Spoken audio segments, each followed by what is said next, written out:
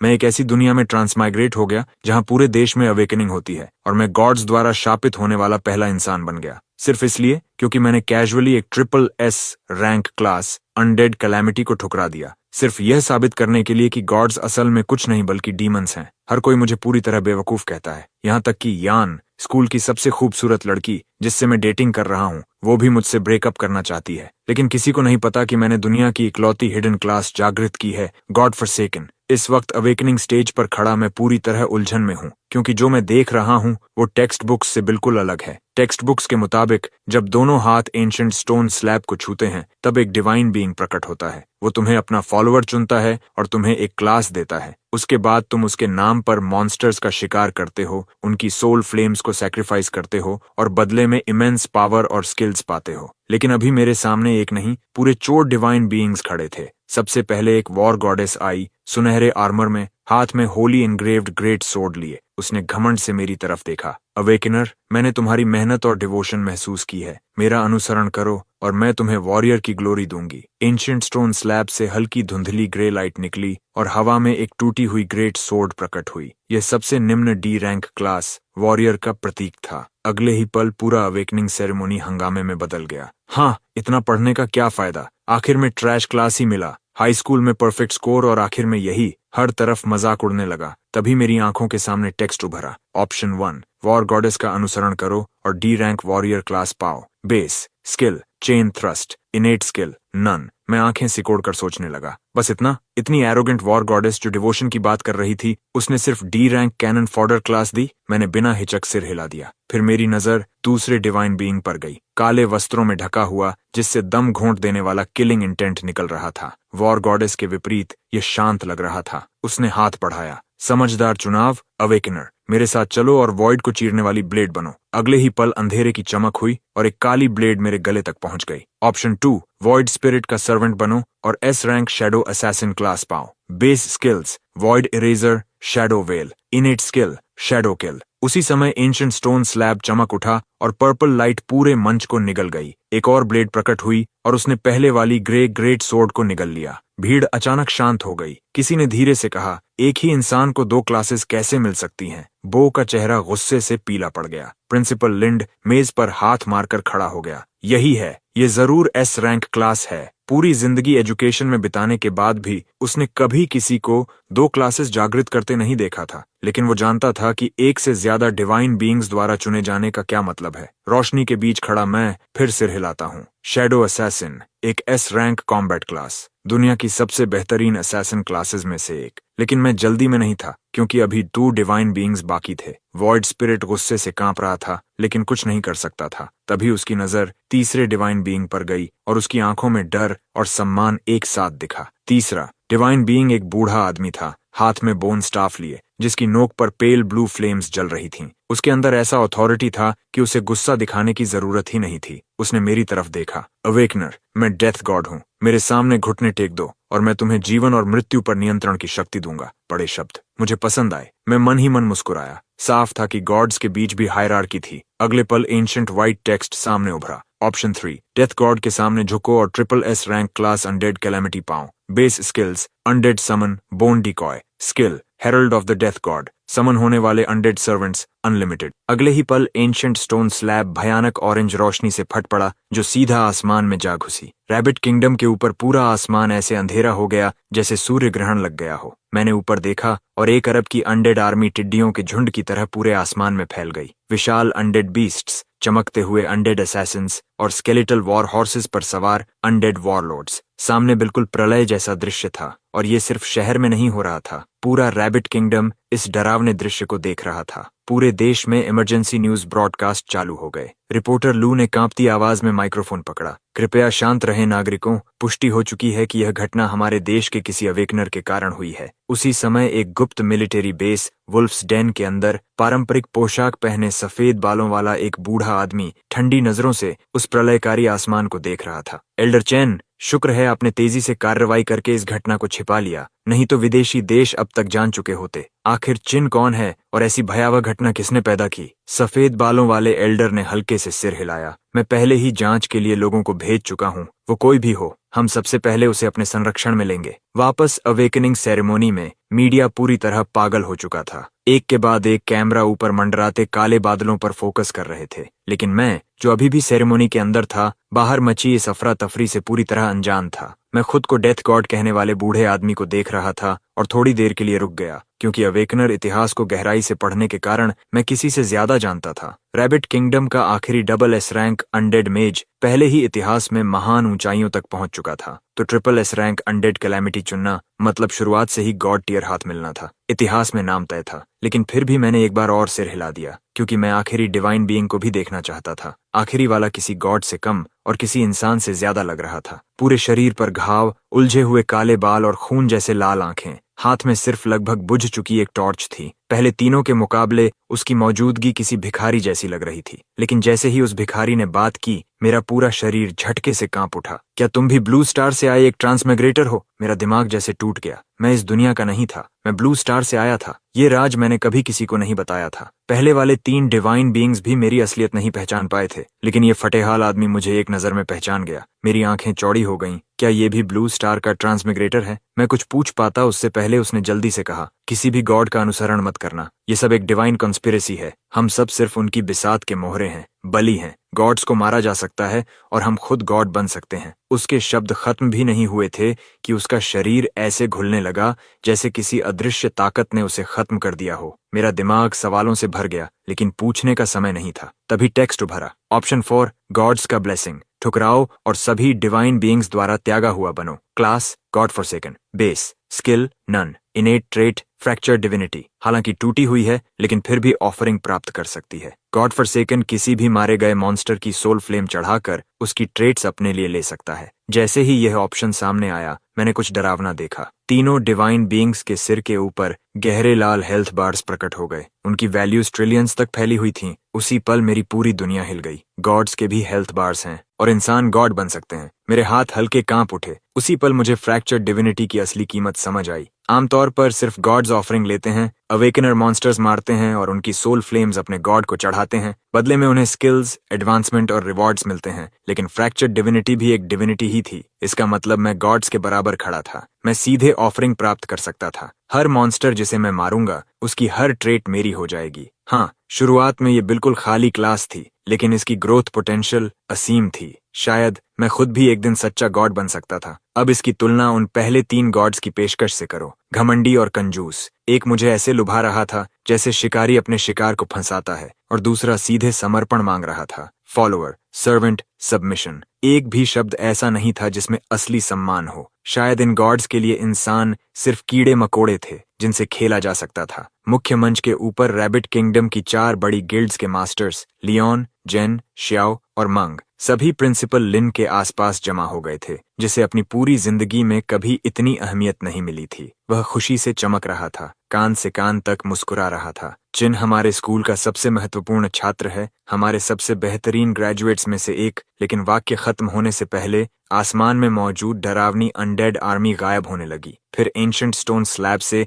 एक और प्रकाश स्तंभ फूट पड़ा। चौथी क्लास। ब्लैक ईगल गिल्ड के मास्टर मंग ने सिर हिलाया। अविश्वसनीय, लेकिन इसे देखकर लगता है ज्यादा से ज्यादा सी रैंक होगा। सभी एंशंट स्टोन स्लैब की तरफ देखने लगे। जैसे चौथा लाइट पिलर आसमान में उठा, एक टूटा फूटा टॉर्च टोटम भी स्लैब से जुड़ गया। 4 अलग अलग रंगों के लाइट पिलर्स मेरे चारों तरफ घूम रहे थे, लेकिन हर कोई साफ देख सकता था कि ऑरेंज पिलर सबसे ज्यादा चमक रहा था। Triple S rank undead calamity साफ तौर पर सबसे अच्छा चुनाव था। प्रिंसिपल लिन ने चिंतित होकर कहा, चिन सही फैसला करेगा, है ना? ड्रिफ्टिंग क्लाउड गिल्ड की खूबसूरत और तेज शियाओ खुद को चिंतित होने से रोक नहीं सकी। निश्चिंत रहिए गिल्ड मास्टर्स, हमारे स्कूल का करियर गाइडेंस प्रोग्राम हमेशा। लेकिन प्रिंसिपल लिन की मुस्कान अचानक गायब हो गई, क्योंकि अवेकनिंग स्टेज पर खड़ा मैं आखिरकार अपना चुनाव कर चुका था। स्टोन स्लैब के ऊपर मौजूद 4 लाइट पिलर्स लगभग एक साथ गायब हो गए। अब सिर्फ एक टोटम बचा था, एक टॉर्च जिसकी लौ मुश्किल से जल रही थी। वह एक बार मेरे चारों ओर घूमी और फिर मेरी दोनों आंखों के बीच समा गई। पूरा स्थल पागल हो उठा। असंभव। प्रिंसिपल लिन का चेहरा जम गया। चारों गिल्ड मास्टर्स मंच पर स्तब्ध खड़े थे। हर किसी के चेहरे पर एक ही भाव था, अविश्वास। उसने अनडेड कैलामिटी को ठुकरा दिया। फीनिक्स फ्लेम गिल्ड के मास्टर लियोन ने सिर हिलाकर लंबी सांस छोड़ी। काश वह अवेकनिंग स्टेज पर उसकी जगह खड़ा होता। और अब प्रिंसिपल लिन, जो अभी कुछ पल पहले खुशी के शिखर पर था और अब पूरी तरह टूट चुका था, एक पागल बैल की तरह अवेकनिंग स्टेज की तरफ दौड़ा। चिन, अभी नीचे उतरो! वह पूरी ताकत से चिल्लाया। डायरेक्टर जांग, चिन का होमरूम टीचर कौन है? उसे सही करियर गाइडेंस क्यों नहीं दी गई? डायरेक्टर जांग तुरंत मिस टोंग पर टूट पड़ा, लेकिन प्रिंसिपल और डायरेक्टर दोनों की डांट के बावजूद मिस टोंग बिल्कुल परेशान नहीं दिख रही थी। उसे भरोसा था कि चिन के पास अपने कारण होंगे। वहीं दूसरी तरफ ये पूरा नाटक मीडिया को पूरी तरह पागल कर चुका था। लोग किसी को लेजेंड बनाना पसंद करते हैं और उससे भी ज्यादा उसे गिरते हुए देखना पसंद करते हैं। व्यूअर्स, सच कहूं तो मैंने इसकी उम्मीद नहीं की थी। ये स्कूल जो खुद को जंघाई सिटी का नंबर 1 कहता है, बेसिक करियर गाइडेंस तक नहीं देता। हमारे देश ने अभी अभी एक SSS rank awakener undead calamity खो दिया है। इस नतीजे के लिए मैं मानता हूं कि इस स्कूल का हर शिक्षक जिम्मेदार है। अब तक चारों गिल्ड मास्टर्स सिर्फ सिर हिलाकर एक एक करके चुपचाप जाने लगे, लेकिन हर कोई दुखी नहीं था। बाओ और मिंग जैसे कुछ ग्रेजुएट्स खुशी से फूले नहीं समा रहे थे। कचरा हमेशा कचरा ही रहता है, मौका हाथ में आ जाए तो भी पकड़ नहीं सकता। बाओ ने आसमान की तरफ लंबी सांस छोड़ी। कुछ ही पल पहले उसे डर था कि पूरी जिंदगी चिन के साए में जीना पड़ेगा। अवेकनिंग स्टेज पर मैं अभी सब कुछ समझने की कोशिश ही कर रहा था कि अचानक चारों डिवाइन बीइंग्स और सारे दृश्य गायब होने लगे। अगले ही पल आसपास की दुनिया बदल गई और मैं एक पूरी तरह अनजान जगह पर पहुंच गया। तभी एक आवाज मेरे कानों में गूंजी, न्यू अवेकनर, तुम ट्रायल टावर में प्रवेश कर चुके हो। यह नए अवेकेंड लोगों के लिए अंतिम असेसमेंट है। अपनी क्लास के साथ कितनी जल्दी तालमेल बैठाकर उसे उसकी अधिकतम क्षमता तक पहुंचा सकते हो, असली मायने वही रखता है। मैं तुरंत आसपास नजर दौड़ाता हूँ। मैं एक प्राचीन जंगल में खड़ा हूँ। ये ट्रायल टावर की पहली मंजिल होनी चाहिए। हर मंजिल अपने आप में एक अलग दुनिया होती है। केवल उस मंजिल के गार्डियन मॉन्स्टर्स को हराकर ही अगली मंजिल पर जाया जा सकता है। मैं अपना स्टेटस पैनल खोलता हूँ। हर स्टैट दयनीय रूप से कमजोर दिख रहा था, यहाँ तक कि मुझे भी मानना पड़ा। शुरुआती चारों स्टैट्स, वाइटैलिटी, स्ट्रेंथ, एजिलिटी और स्पिरिट, सभी केवल 5 पॉइंट्स पर टिके थे। हेल्थ, अटैक और डिफेंस तो डी रैंक क्लास से भी कम थे। एक भी शुरुआती स्किल नहीं। मेरे पास सिर्फ एक इनिशियल ट्रेट था, फ्रैक्चर्ड डिविनिटी। ठीक है, मैं आंखें सिकोड़कर उसका विवरण पढ़ता हूँ। फ्रैक्चर्ड डिविनिटी, उस व्यक्ति की डिविनिटी जिसे सभी गॉड्स ने त्याग दिया। हालांकि यह टूटी हुई है, फिर भी ऑफरिंग स्वीकार कर सकती है। सोल फ्लेम्स की ऑफरिंग धीरे धीरे इस फ्रैक्चर्ड डिविनिटी को पुनर्स्थापित करेगी। उम्मीद है मैंने गलत दांव नहीं लगाया। तभी जंगल के चारों ओर से सरसराहट सुनाई देने लगी। पहली मंजिल के गार्डियन मॉन्स्टर्स आ चुके थे। गॉब्लिन्स, झुके हुए, पतले हाथ पैर वाले इंसानी जीव। मैंने उन्हें तुरंत पहचान लिया। गॉब्लिन्स लगभग सबसे कमजोर मॉन्स्टर्स माने जाते हैं, लेकिन मेरी लगभग 0 जैसी स्टैट्स के साथ मैं थोड़ी भी लापरवाही नहीं कर सकता। मैं भाले को मजबूती से पकड़कर कुछ कदम पीछे हट गया। कुल 3 गॉब्लिन्स। अगर इन्होंने मुझे घेर लिया तो मेरी मौजूदा स्टैट्स के साथ मैं कुछ सेकंड में मर जाऊंगा। सामने वाला गॉब्लिन पहले ही अपनी आयरन सोर्ड लेकर मेरी ओर झपटा। मैंने दोनों हाथों से भाला पकड़ा और उसकी तलवार को सटीक तरीके से रोक दिया। उसका संतुलन बिगड़ते ही मैंने लोहे का भाला उसकी छाती में पूरी ताकत से घोंप दिया। गॉब्लिन चीखा और लड़खड़ाने लगा। मैं आगे बढ़ा, भाले को घुमाया और लगातार 2 और वार किए। उसका हेल्थ बार आधे से नीचे गिर गया। तभी बाकी 2 गॉब्लिन्स दोनों तरफ से मुझ पर टूट पड़े। पीछे हटने के बजाय मैं आगे झपटा और भाले को पहले गॉब्लिन के शरीर के आर पार कर दिया। उसकी बची हुई हेल्थ खत्म हो गई। वह धीरे धीरे जमीन पर गिर पड़ा। बाकी दोनों गॉब्लिन्स अपने साथी को मरते देख गुस्से से मेरी ओर झपटे। मैं पूरी तरह शांत रहा, अपने कदमों से लगातार बचता रहा और भाले से हर वार रोकता गया। वे मुझे एक भी चोट नहीं पहुंचा सके।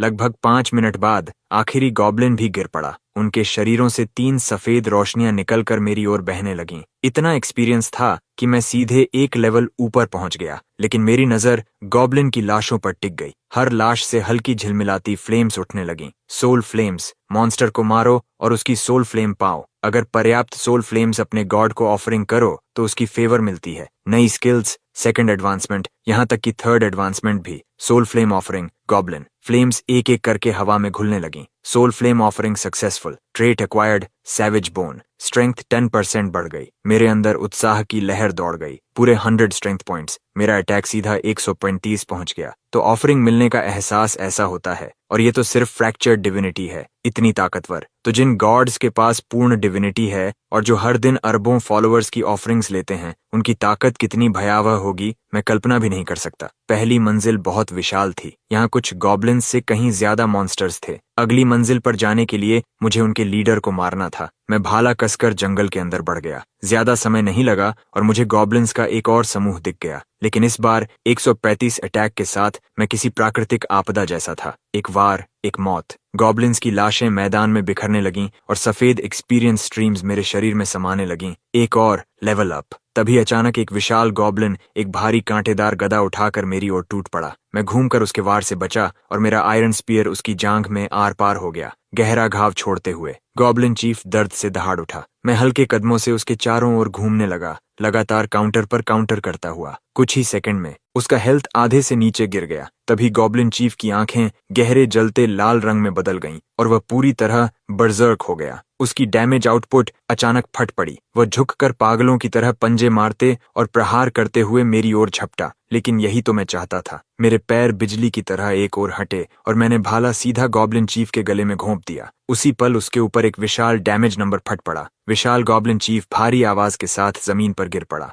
उसकी लाश के ऊपर सोल फ्लेम्स झिलमिलाने लगी। Soul flame offering, goblin chief. मैंने भाले की नोक उसकी लाश पर टिकाई और तुरंत एक प्रॉम्प्ट उभरा। Soul flame offering successful, skill acquired, frenzy, rank B, skill. आखिरकार मेरा दिल उछल पड़ा। फ्रेंजी। मैंने तुरंत स्किल पैनल खोला। जो स्लॉट कुछ समय पहले तक पूरी तरह खाली था, उसमें अब पहली स्किल चमक रही थी। Frenzy, rank B effect, orc blood line की एक अनोखी टेक्निक। एक्टिवेट करने पर डैमेज और अटैक स्पीड 30% बढ़ती है। इफेक्ट खत्म होने के बाद यूजर वीकेंड स्टेट में चला जाता है और डिफेंस 50% घट जाती है। मेरे सीने में उत्साह की एक लहर उठ ही रही थी कि अचानक नई टेक्स्ट उभरी। Spend 10 flame points to upgrade this skill. मैं पलकें झपकाता हूँ तो फ्लेम पॉइंट्स का यही उपयोग है। एक्वायर्ड स्किल्स को अपग्रेड भी किया जा सकता है। मैंने बिना हिचक 10 फ्लेम पॉइंट्स खर्च कर दिए। Upgrade complete. Frenzy evolved into boiling beast blood. Boiling beast blood rank B effect, orc जाति की high tier blood line technique. Activate करने पर डैमेज और अटैक स्पीड 50% बढ़ जाती है।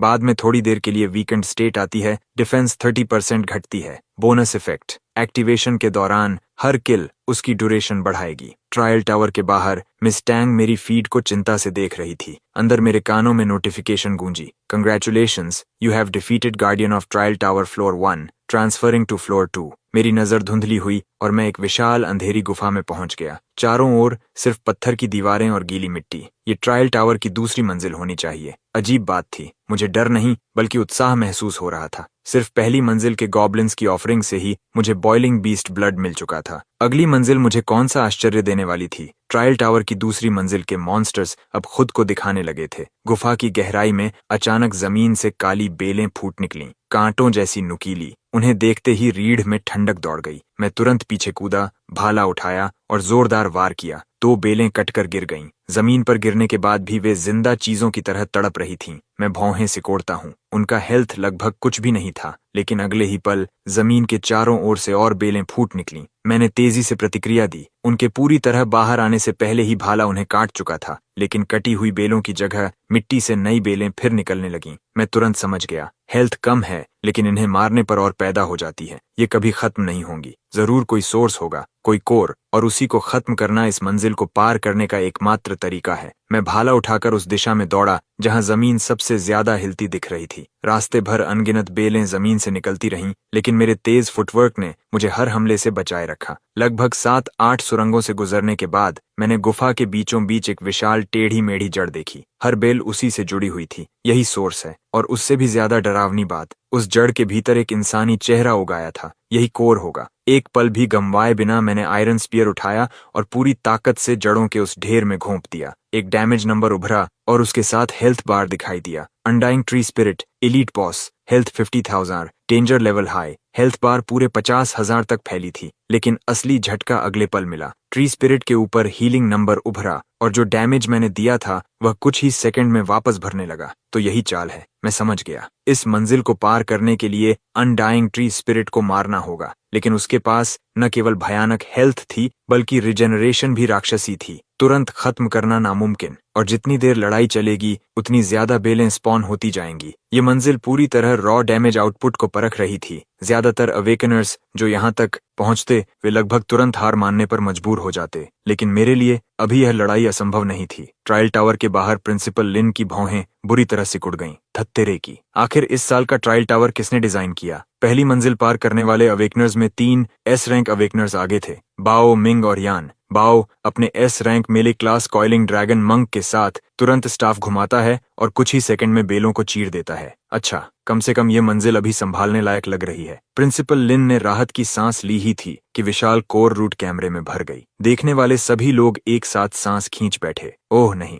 क्या वह अनडाइंग ट्री स्पिरिट है? लेवल 10 अवेकनर भी उसे गिराने में संघर्ष करेगा। वहीं दूसरी तरफ मिस टैंग मेरी फीड पर नजरें गड़ाई थी। मेरी हरकतें पहली मंजिल की तुलना में लगभग 2 गुनी तेज दिख रही थीं। ये कैसे संभव है? उसी समय मैं ट्री स्पिरिट के कोर पर लगातार हमले बरसा रहा था। बॉइलिंग बीस्ट ब्लड के सक्रिय होते ही मेरी अटैक पावर और स्पीड दोनों खतरनाक रूप से बढ़ चुकी थीं। ट्री स्पिरिट की पागलपन भरी रिजेनरेशन के बावजूद मैं हर वार में 70 से ज्यादा इफेक्टिव डैमेज पहुंचा रहा था। 50,000 हेल्थ, लेकिन अछूती नहीं थी। फिर भी अनडाइंग ट्री स्पिरिट को मारना सिर्फ पागलों की तरह हमला करना नहीं था। कांटेदार बेलें हर सेकंड जमीन से निकल रही थीं। अगर उन्हें समय पर न काटूं तो वे जमा होकर मुझे डुबो देतीं। लेकिन जैसे ही मेरा ध्यान उनसे निपटने में बंटता, कोर पर लगातार डैमेज टूट जाता। यही इस मंजिल के डिजाइनर का जाल था, लेकिन मेरे लिए ये बेलें एक अलग काम कर रही थीं। वे बॉइलिंग बीस्ट ब्लड को रिसेट करने के टारगेट्स थीं। मैं ट्री स्पिरिट के कोर पर लगातार वॉर करता रहा और हर बेल को उगते ही काटता गया। हर वाइन किल बॉइलिंग बीस्ट ब्लड की ड्यूरेशन को 10 सेकंड बढ़ा रही थी। एक परफेक्ट 10 सेकंड लूप।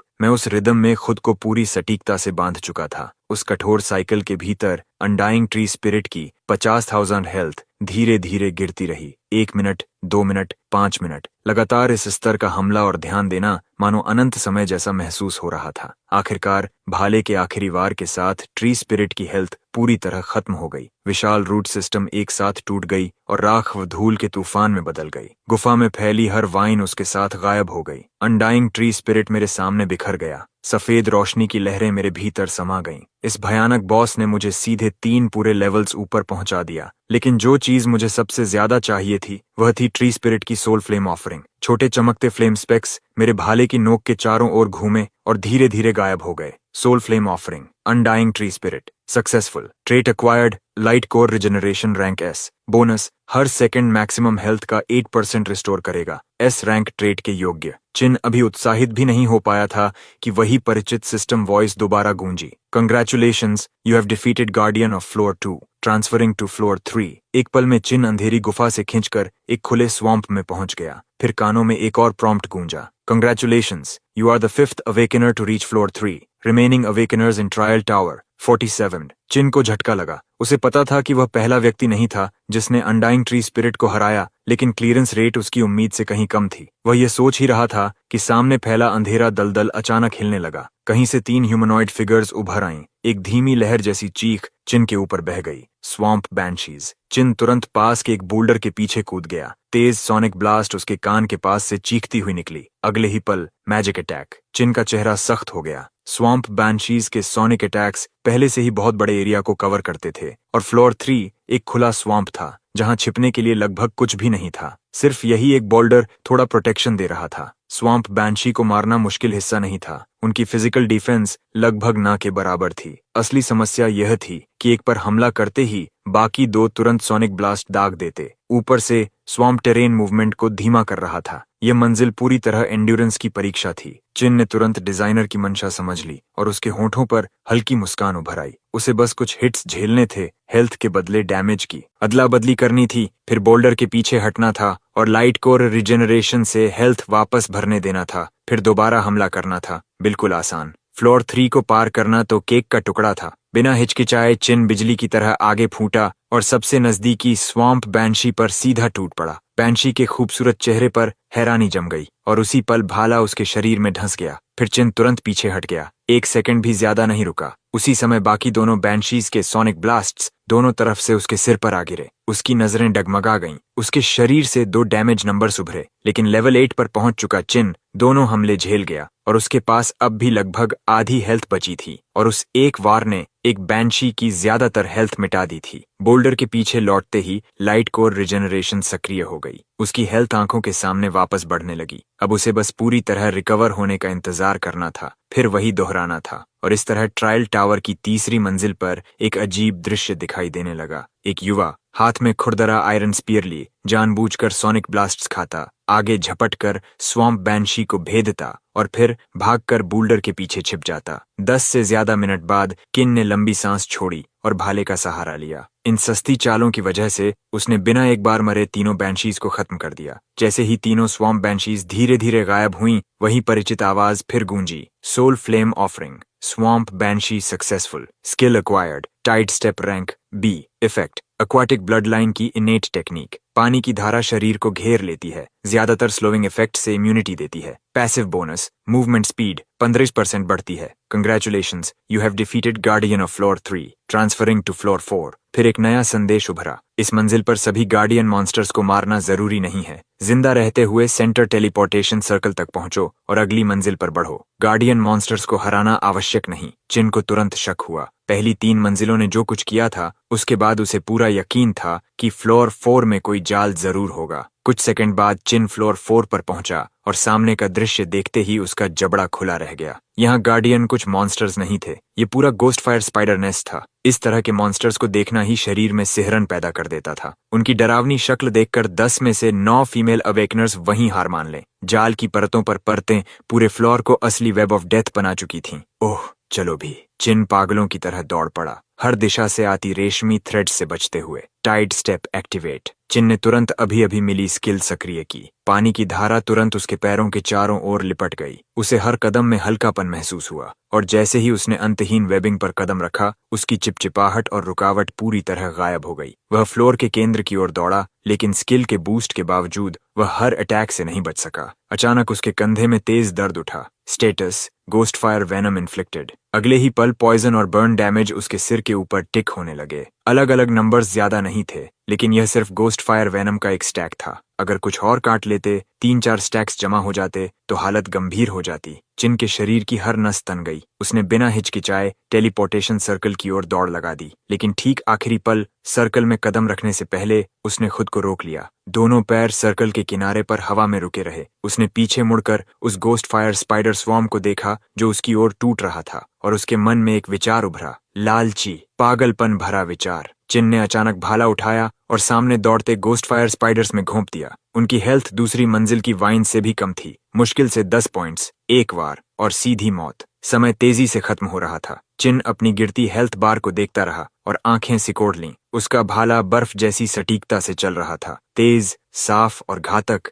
हर उस गोस्ट फायर स्पाइडर को काटता जो उसकी ओर झपटा। चिन क्या कर रहा है? मिस टैंग, जो अकेली उसकी फीड देख रही थी, ठिठक गई। वह पहले ही टेलीपोर्टेशन सर्कल तक पहुंच चुका था, लेकिन अब स्पाइडर स्वॉर्म से लड़ने के लिए वापस मुड़ गया। क्या उसने इस मंजिल के इंस्ट्रक्शन सुने ही नहीं? उसकी चिंता बढ़ती जा रही थी। मिस टैंग की नजर में चिन जो कर रहा था वह पूरी तरह बेकार था। ये छोटे गोस्ट फायर स्पाइडर्स चाहे कितने भी हों, लगभग कोई एक्सपीरियंस नहीं देते। इन्हें फार्म करना पूरी तरह समय की बर्बादी थी। क्या चिन नहीं जानता कि फाइनल स्कोर तय करने में क्लियर टाइम बहुत मायने रखता है? चिन, तुम क्या कर रहे हो? दूसरी तरफ चिन पूरी एकाग्रता के साथ चल रहा था, अटैक्स से बचते हुए और अपनी हेल्थ बार को लगातार नीचे गिरते हुए देख रहा था। आखिरकार जैसे ही गोस्ट फायर स्पाइडर्स चारों दिशाओं से टूट पड़े, उसकी हेल्थ डेंजर लाइन पर पहुंच गई। सिर्फ 1/4 बची थी। अब कदम बढ़ाना होगा। Soul flame offering, ghost fire spider. Chin ने भाले की नोक को चौड़े चाप में घुमाया और आखिरी संभव पल पर ऑफरिंग रिचुअल सक्रिय कर दिया। उसी समय वह पीछे हटा। उसका एक पैर टेलीपोर्टेशन सर्कल के अंदर जा गिरा। जैसे ही दुनिया उसके चारों ओर घूमने और मुड़ने लगी, वह आवाज आखिर गूंज उठी जिसका चिन इंतजार कर रहा था। Trade skill acquired, ghost fire venom rank level 1। Effect ghost fire spider blood line का एक अनोखा विष, लावा और टॉक्सिक मियाज्मा से जन्मा। कांटेक्ट पर यह टारगेट को गोस्ट फायर बर्निंग से प्रभावित करता है, लगातार डैमेज देता है और डिफेंस कम करता है। यह घातक जहर लगातार डैमेज भी देता है और टारगेट की हीलिंग को भी दबाता है। ये शब्द चिन के दिमाग में एड्रेनलिन की लहर की तरह टकराए। किस्मत सच में बहादुरों का साथ देती है। यही असली वजह थी कि चिन वापस मुड़ा था। गोस्ट फायर वेनम, एक ऐसी स्किल जो फायर और पॉइजन को एक साथ जोड़ती है, लगभग मॉन्स्टर्स के शिकार के लिए बनाई गई थी। क्या स्किल है गोस्ट फायर वेनम? चिन चुपचाप मुस्कुराया, लेकिन खुशी टिक भी नहीं पाई थी कि जमीन कांपने लगी और फ्लोर 5 का गार्डियन अपनी एंट्री कर चुका था। एक विशाल परछाई चिन की नजरों को भर गई, पहाड़ जितना विशाल, और उसके फर ऐसे जैसे पूरे शरीर पर सुइयों का कवच हो। Ghost claw bear, status adult, level 15, elite boss, danger level extreme. Chin का चेहरा गंभीर हो गया। ये गोस्ट क्लॉ बेयर पूरी एक पार्टी के बराबर था और अरीना में छिपने की कोई जगह नहीं थी। लेकिन मैं अभी हार मानने वाला नहीं हूँ। वजह बहुत सीधी थी। गोस्ट क्लॉ बेयर का मोटा फर उसे फायर के प्रति कमजोर बनाता था और एक नेचुरल बीस्ट होने के कारण वह पॉइजन के प्रति भी कमजोर था। ट्रायल टावर के बाहर सेरेमनी ग्राउंड्स पर प्रिंसिपल लिन बड़ी स्क्रीन को घूर रहा था। चेहरा काला पड़ा हुआ, उसके दांत भींचे हुए थे और शब्द मुश्किल से निकल रहे थे। आखिर इस साल का ट्रायल टावर किसने डिजाइन किया? जरा देखो इसमें क्या क्या भर दिया। पहले 2 फ्लोर्स के गॉब्लिन हॉर्ड और अनडाइंग ट्री स्पिरिट ने ही लगभग 90% अवेकनर्स साफ कर दिए। फिर फ्लोर 3 की स्वॉम्प बैंशीज ने हर slow moving warrior type class को खत्म कर दिया। सिर्फ रेंज्ड क्लासेस ही बच पाए, जिन्होंने चट्टानों के बीच से लॉन्ग रेंज डैमेज देकर तीनों बैंशीज को धीरे धीरे खत्म किया। और फिर floor 4 ghost fire spider nest का वह दुःस्वप्न, जिसे देखकर प्रिंसिपल लिन की भी खोपड़ी सुन्न हो गई। अब लाइव फीड में सिर्फ कुछ टॉप सीड S रैंक अवेकनर्स और मुश्किल से कुछ A रैंक सर्वाइवर्स बचे थे।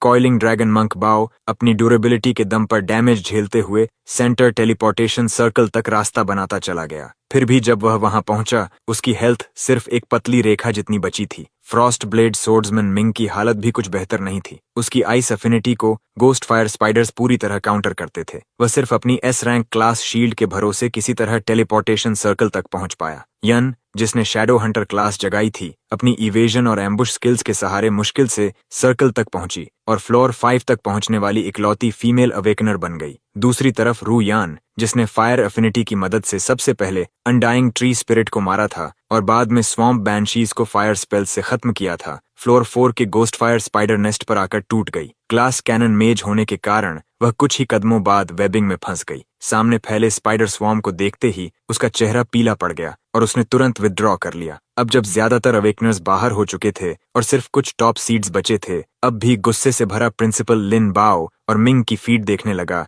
जैसे ही वे फ्लोर 5 में पहुंचे। और अरीना में उभरे एडल्ट गोस्ट क्लॉ बेयर को देखकर हर किसी का मन फिर से गाली देने का कर उठा। ये आखिर ट्रायल टावर में ये चीज किसने डाल दी? नए नए अवेकेंड अवेकनर्स को भूल जाओ, यहाँ तक कि अनुभवी लोगों की पूरी पार्टी भी एक एडल्ट गोस्ट क्लॉ बेयर के खिलाफ जीत की गारंटी नहीं दे सकती। इस साल का ट्रायल टावर डिजाइन करने वाला इंसान कौन है? वर्ड, क्या ऊपर से कोई महत्वपूर्ण व्यक्ति आया है? इसी बीच शंघाई सिटी की एक गुप्त फैसिलिटी के अंदर ऑब्जर्वेशन रूम की हर दीवार पर हाई डेफिनेशन स्क्रीन्स लगी हुई हैं। मैं स्क्रीन पर लगभग पूरी तरह खत्म होने वाला दृश्य देखता हूँ। सैंड निराशा की एक धीमी सांस छोड़ती है। लगता है इस साल का ट्रायल टावर यहीं खत्म हो जाएगा। शंघाई सिटी का एक भी अवेकनर फ्लोर 5 को पार नहीं कर सकता। उसके बगल में डॉक्टर वांग ऐसे दिख रहे हैं जैसे वो रोने वाले हों। खैर, जाहिर है ट्रायल टावर में एडल्ट गोस्ट क्लॉ बेयर कौन रखता है? अभी अभी अवेकेंड हुआ एक S रैंक अवेकनर भी गोस्ट क्लॉ बेयर के खिलाफ 1-on-1 नहीं जा सकता। एन बस अपने कान के पीछे बालों की एक लट करती है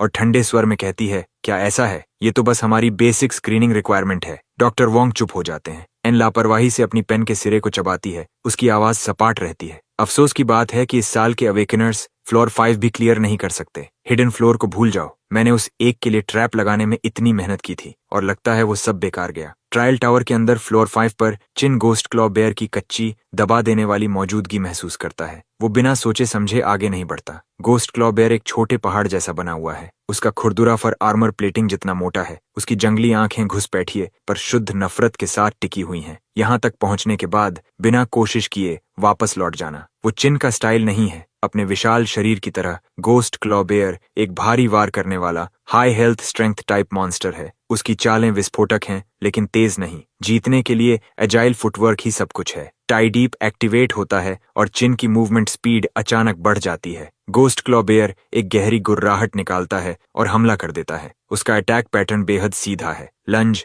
ग्रैब और स्लैम। लंज। गोस्ट क्लॉ बेयर अपना पूरा वजन आगे फेंक देता है जैसे कोई शिकारी शिकार को मारने जा रहा हो। दूसरी एडवांसमेंट से पहले पूरी तरह स्टैक्ड डिफेंसिव टैंक भी उस वार को सहन नहीं कर सकता। चिन अपनी जगह खड़ा रहता है, बेयर को 3 या 4 मीटर की दूरी तक आते हुए देखता है। फिर वो जोर से बगल में छलांग लगाता है और उस घातक हमले से बच जाता है। एक पल की भी देरी किए बिना वो तुरंत बेयर के पीछे की तरफ दौड़ जाता है। ग्रैब। गोस्ट क्लॉ बेयर का लंज चूक जाता है और वो तुरंत अपनी 2 विशाल भुजाएं चिन को बेयर हग में पकड़ने के लिए फैलाता है। अगर वो भुजाएं उसके चारों तरफ बंद हो गईं तो उसका अंत तय है, लेकिन चिन पहले ही बेयर के पीछे उसके सटीक ब्लाइंड स्पॉट पर पहुंच चुका है। अब चिन की आंखें तेज हो जाती हैं। गोस्ट फायर वेनम एक्टिवेट होता है। स्पीयर का सिरा घूमती हुई जहरीली आग से जल उठता है और वो उसे पूरी ताकत से गोस्ट क्लॉ बेयर की पीठ में घोंप देता है। Status. Target ghost fire venom से प्रभावित हुआ। एक साफ वार के बाद चिन तुरंत पीछे छलांग लगाता है और दूरी बना लेता है। उसी पल गोस्ट क्लॉ बेयर अपना पूरा वजन पीछे गिरा देता है।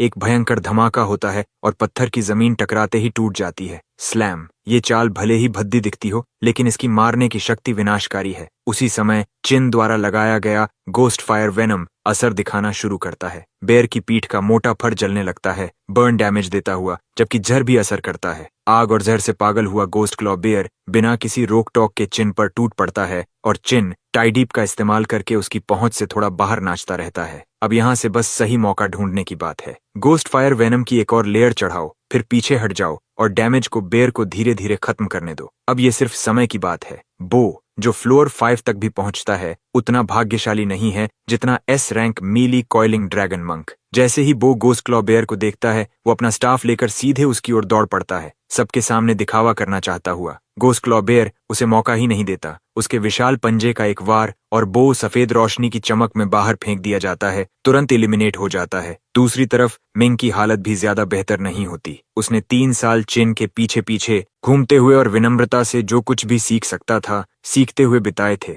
और उसका असर दिखता है। वो आंख बंद करके हमला नहीं करता। वही सावधानी उसे गोस्ट क्लॉ बेयर के पहले वार से बाल बाल बचने देती है। वो बेयर के पीछे की तरफ दौड़ता है और अपनी तलवार घुमाता है, धीमी और भारी हरकतों वाले एक विशाल मॉन्स्टर पर उग्र हमला छोड़ते हुए। उसके पीछे पहुंचना ही कुंजी है, ये चिन ने उसे पहले बताया था। दुर्भाग्य से मिंग ने सिर्फ उसका ऊपरी हिस्सा ही सीखा था। जब भीड़ मिंग को सफलतापूर्वक हमला बचाकर बेयर के पीछे जाते देखती है, हर कोई उत्साह से फूट पड़ता है। यही है हमारे स्कूल का सबसे बड़ा टैलेंट। इतनी शानदार फुटवर्क और एस रैंक क्लास के साथ वो शायद सच में फ्लोर 5 क्लियर कर सकता है। प्रिंसिपल लिन अपनी ठुड्डी सहलाते हुए चौड़ी मुस्कान देता है। हमारे स्कूल ने आखिरकार एक असली टैलेंट पैदा कर दिया। मिंग का भविष्य असीमित है। लेकिन मिस टैंग वही दृश्य देखती है और भौहें सिकोड़ लेती हैं। मिंग अपने हमलों को लेकर बहुत लालची हो रहा है। उसका डैमेज आउटपुट प्रभावशाली है, मान लिया, लेकिन गोस्ट क्लॉ बेयर जैसे सैवेज बॉस के खिलाफ तुम कभी भी एक ही जगह पर बहुत देर तक नहीं रह सकते। और जैसा उसे डर था,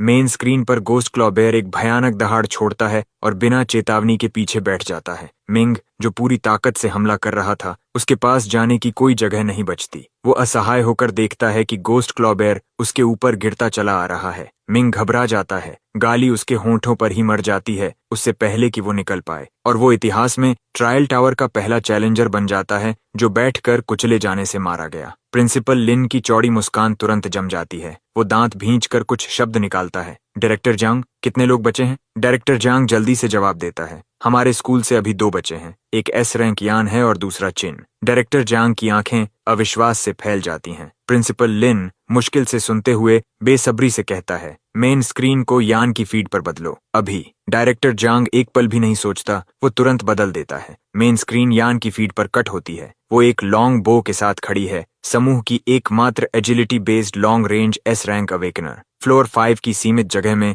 यान फुर्तीली सटीकता के साथ चलती है, अरीना के बाहरी किनारे के चारों ओर घूमती हुई, गोस्ट क्लॉ बेयर से एक सुरक्षित और बड़ी दूरी बनाए रखते हुए, जबकि उसका लॉन्ग बो लगातार और बेरोक धारा में वार करता रहता है। एक के बाद एक तीर बेयर पर गिरते हैं। उसकी क्लास का सिग्नेचर स्किल ब्लडमार्क एरो रेन यान का बो अटैक कम हो सकता है, लेकिन हर हिट ब्लीड इफेक्ट लगाता है और गोस्ट क्लॉ बेयर की हेल्थ धीरे धीरे कम होती जाती है। कीटन रन, ये कीटन रन है। यान का डिस्टेंस कंट्रोल बिल्कुल फ्लॉलेस है। भीड़ से प्रशंसा की एक लहर फूट पड़ती है। हाँ यन, यही बिल्कुल सही है। प्रिंसिपल लिन इस बार सावधान रहता है कि ज्यादा कुछ न कहे। वो लाल चेहरे के साथ तालियां बजाने में सबसे आगे रहता है। भीड़ की हर नजर यन की फीड पर टिकी हुई है, यहाँ तक कि मिस टोंग भी यन की फुटवर्क देखने में खिंच जाती है। इस रफ्तार से जब तक कुछ गलत नहीं होता, वो शायद सच में गोस्ट क्लॉ बेयर को धीरे धीरे खत्म कर सकती है। फिर मिस टोंग नीचे चिन के पैरों की तरफ नजर डालती है और उसकी आंखें फैल जाती हैं। चिन पूरी फ्लूइडिटी के साथ चल रहा है, हर वार सटीक और साफ। तुलना में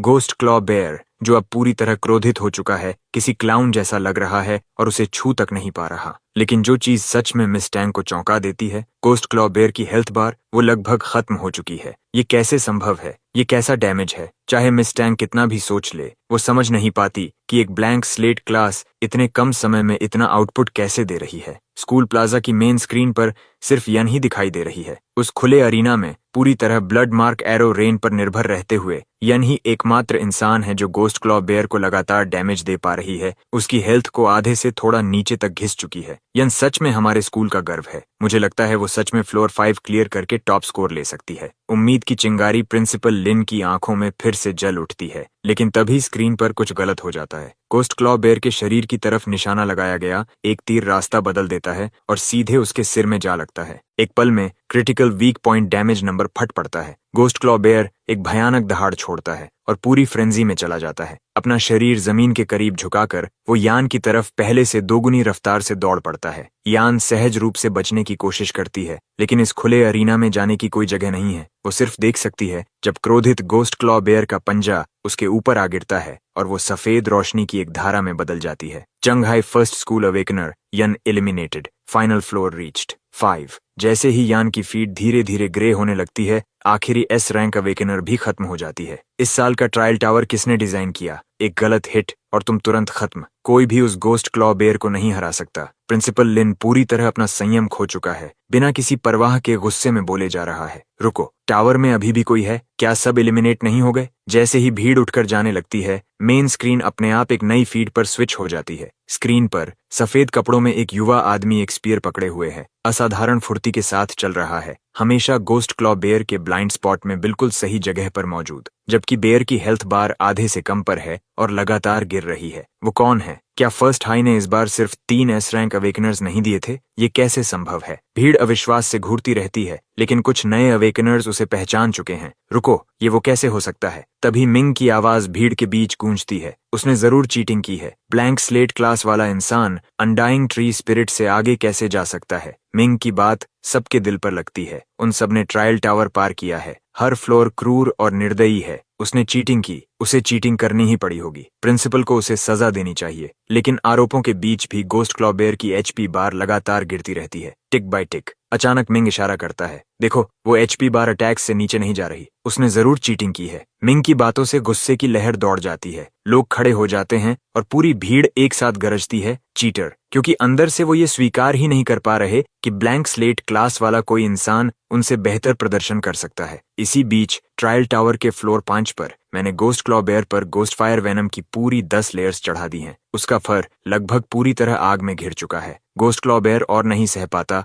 और जमीन पर गिर जाता है। विशाल एक्सपीरियंस सर्ज मुझे सीधे लेवल पिम्बरन तक पहुंचा देता है। बिना किसी हिचकिचाहट के मैं ऑफरिंग रिचुअल करता हूँ। Ghost claw bear soul flame offering सफल हुई। इनेट स्किल प्राप्त हुई, सैवेज चार्ज। टारगेट की तरफ डैश करो, हिट होने पर स्टन, एक मोबिलिटी स्किल। मैं खुशी से भर जाता हूँ। तभी एक आवाज गूंजती है, ट्रायल टावर के सभी फ्लोर्स क्लियर करने पर बधाई। क्या आप हिडन फ्लोर अनलॉक करना चाहते हैं? हिडन फ्लोर ब्रॉडकास्ट नहीं होगा। ये सुनकर मैं वहीं रुक जाता हूँ। हर ट्रायल टावर में हमेशा सिर्फ 5 फ्लोर्स होते थे। डिजाइनर आखिर सोच क्या रहा है? लेकिन मैं पहले ही यहाँ हूँ, देख ही लेता हूँ। मैं हिडन फ्लोर चुनता हूँ। शब्द मुश्किल से मेरे मुंह से निकलते हैं और अगले ही पल मैं बादलों को चीरती हुई एक पहाड़ी की चोटी पर खड़ा हूँ। चारों तरफ सफेद हड्डियों और मॉन्स्टर के अवशेषों का समुद्र फैला हुआ है। यहाँ किस तरह का जीव छिपा हुआ है? मैं जम जाता हूँ। फिर एक विशाल हड्डियों के जायंट के पीछे से एक जोड़ी बड़ी आंखें मुझे उत्सुकता से देखती हैं, लेकिन उन आंखों की पुतलियां सुनहरी और चीरे जैसी हैं और हड्डियों के पीछे से पंखों की एक जोड़ी दिखाई देती है, छोटे, युवा,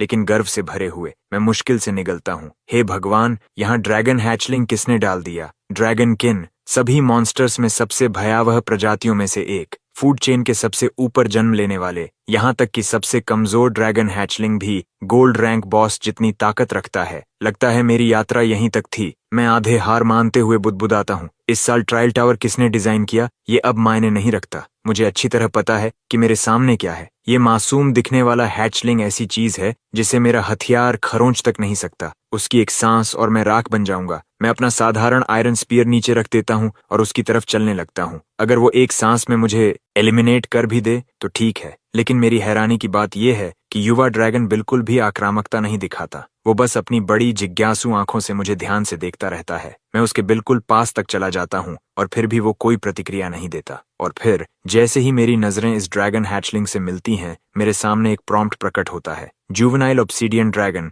आपको एक बॉन्ड ऑफर करता है। क्या आप बॉन्ड बनाना चाहते हैं? उस पल मेरा जबड़ा नीचे गिर जाता है। क्या? मेरे शरीर की हर कोशिका बिजली जैसी खुशी से भर जाती है। ये सच में मेरे साथ हो रहा है। किसी मॉन्स्टर के साथ बॉन्ड बनाना बेहद दुर्लभ होता है। एक बार सील होने के बाद दोनों पक्ष एक हो जाते हैं, अलग न होने वाले। सामान्य तौर पर सिर्फ बीस्ट टेमर्स के पास ही एक क्षमता होती है, और बीस्ट टेमर्स के बीच भी जिन लोगों ने ड्रैगन के साथ बॉन्ड बनाया है उनकी संख्या पूरी दुनिया में एक हाथ की उंगलियों पर गिनी जा सकती है। अगर मैं एक सेकंड के लिए भी हिचकिचाऊं तो ये ड्रैगन का अपमान होगा। अगले ही पल मेरे और हैचलिंग के बीच बॉन्डिंग रिचुअल आकार लेने लगता है। क्योंकि हैचलिंग ने बॉन्ड शुरू किया था, रिचुअल आसानी से पूरा हो जाता है। कुछ देर बाद एक नया प्रॉम्प्ट दिखाई देता है। ऑब्सिडियन ड्रैगन के साथ बॉन्ड सफलतापूर्वक बन गया। मैं उसे महसूस करता हूँ, एक हल्का लेकिन साफ संबंध, जैसे मैं उसके विचार महसूस कर सकता हूँ। फिर अचानक मुझे समझ आता है। मैं समझ जाता हूँ कि हैचलिंग ने मुझे क्यों चुना। ये मेरी एकमात्र ट्रेट फ्रैक्चर्ड डिविनिटी की वजह से है। सिर्फ सबसे उच्च ब्लड लाइन वाले जीव ही डिविनिटी को महसूस कर सकते हैं, उस सर्वोच्च ट्रांसेंडेंट शक्ति को। दूसरे शब्दों में, ये युवा ड्रैगन मुझे एक असली भगवान की तरह देखता है, और एक सच्चे डिवाइन बीइंग के साथ बॉन्ड बनाना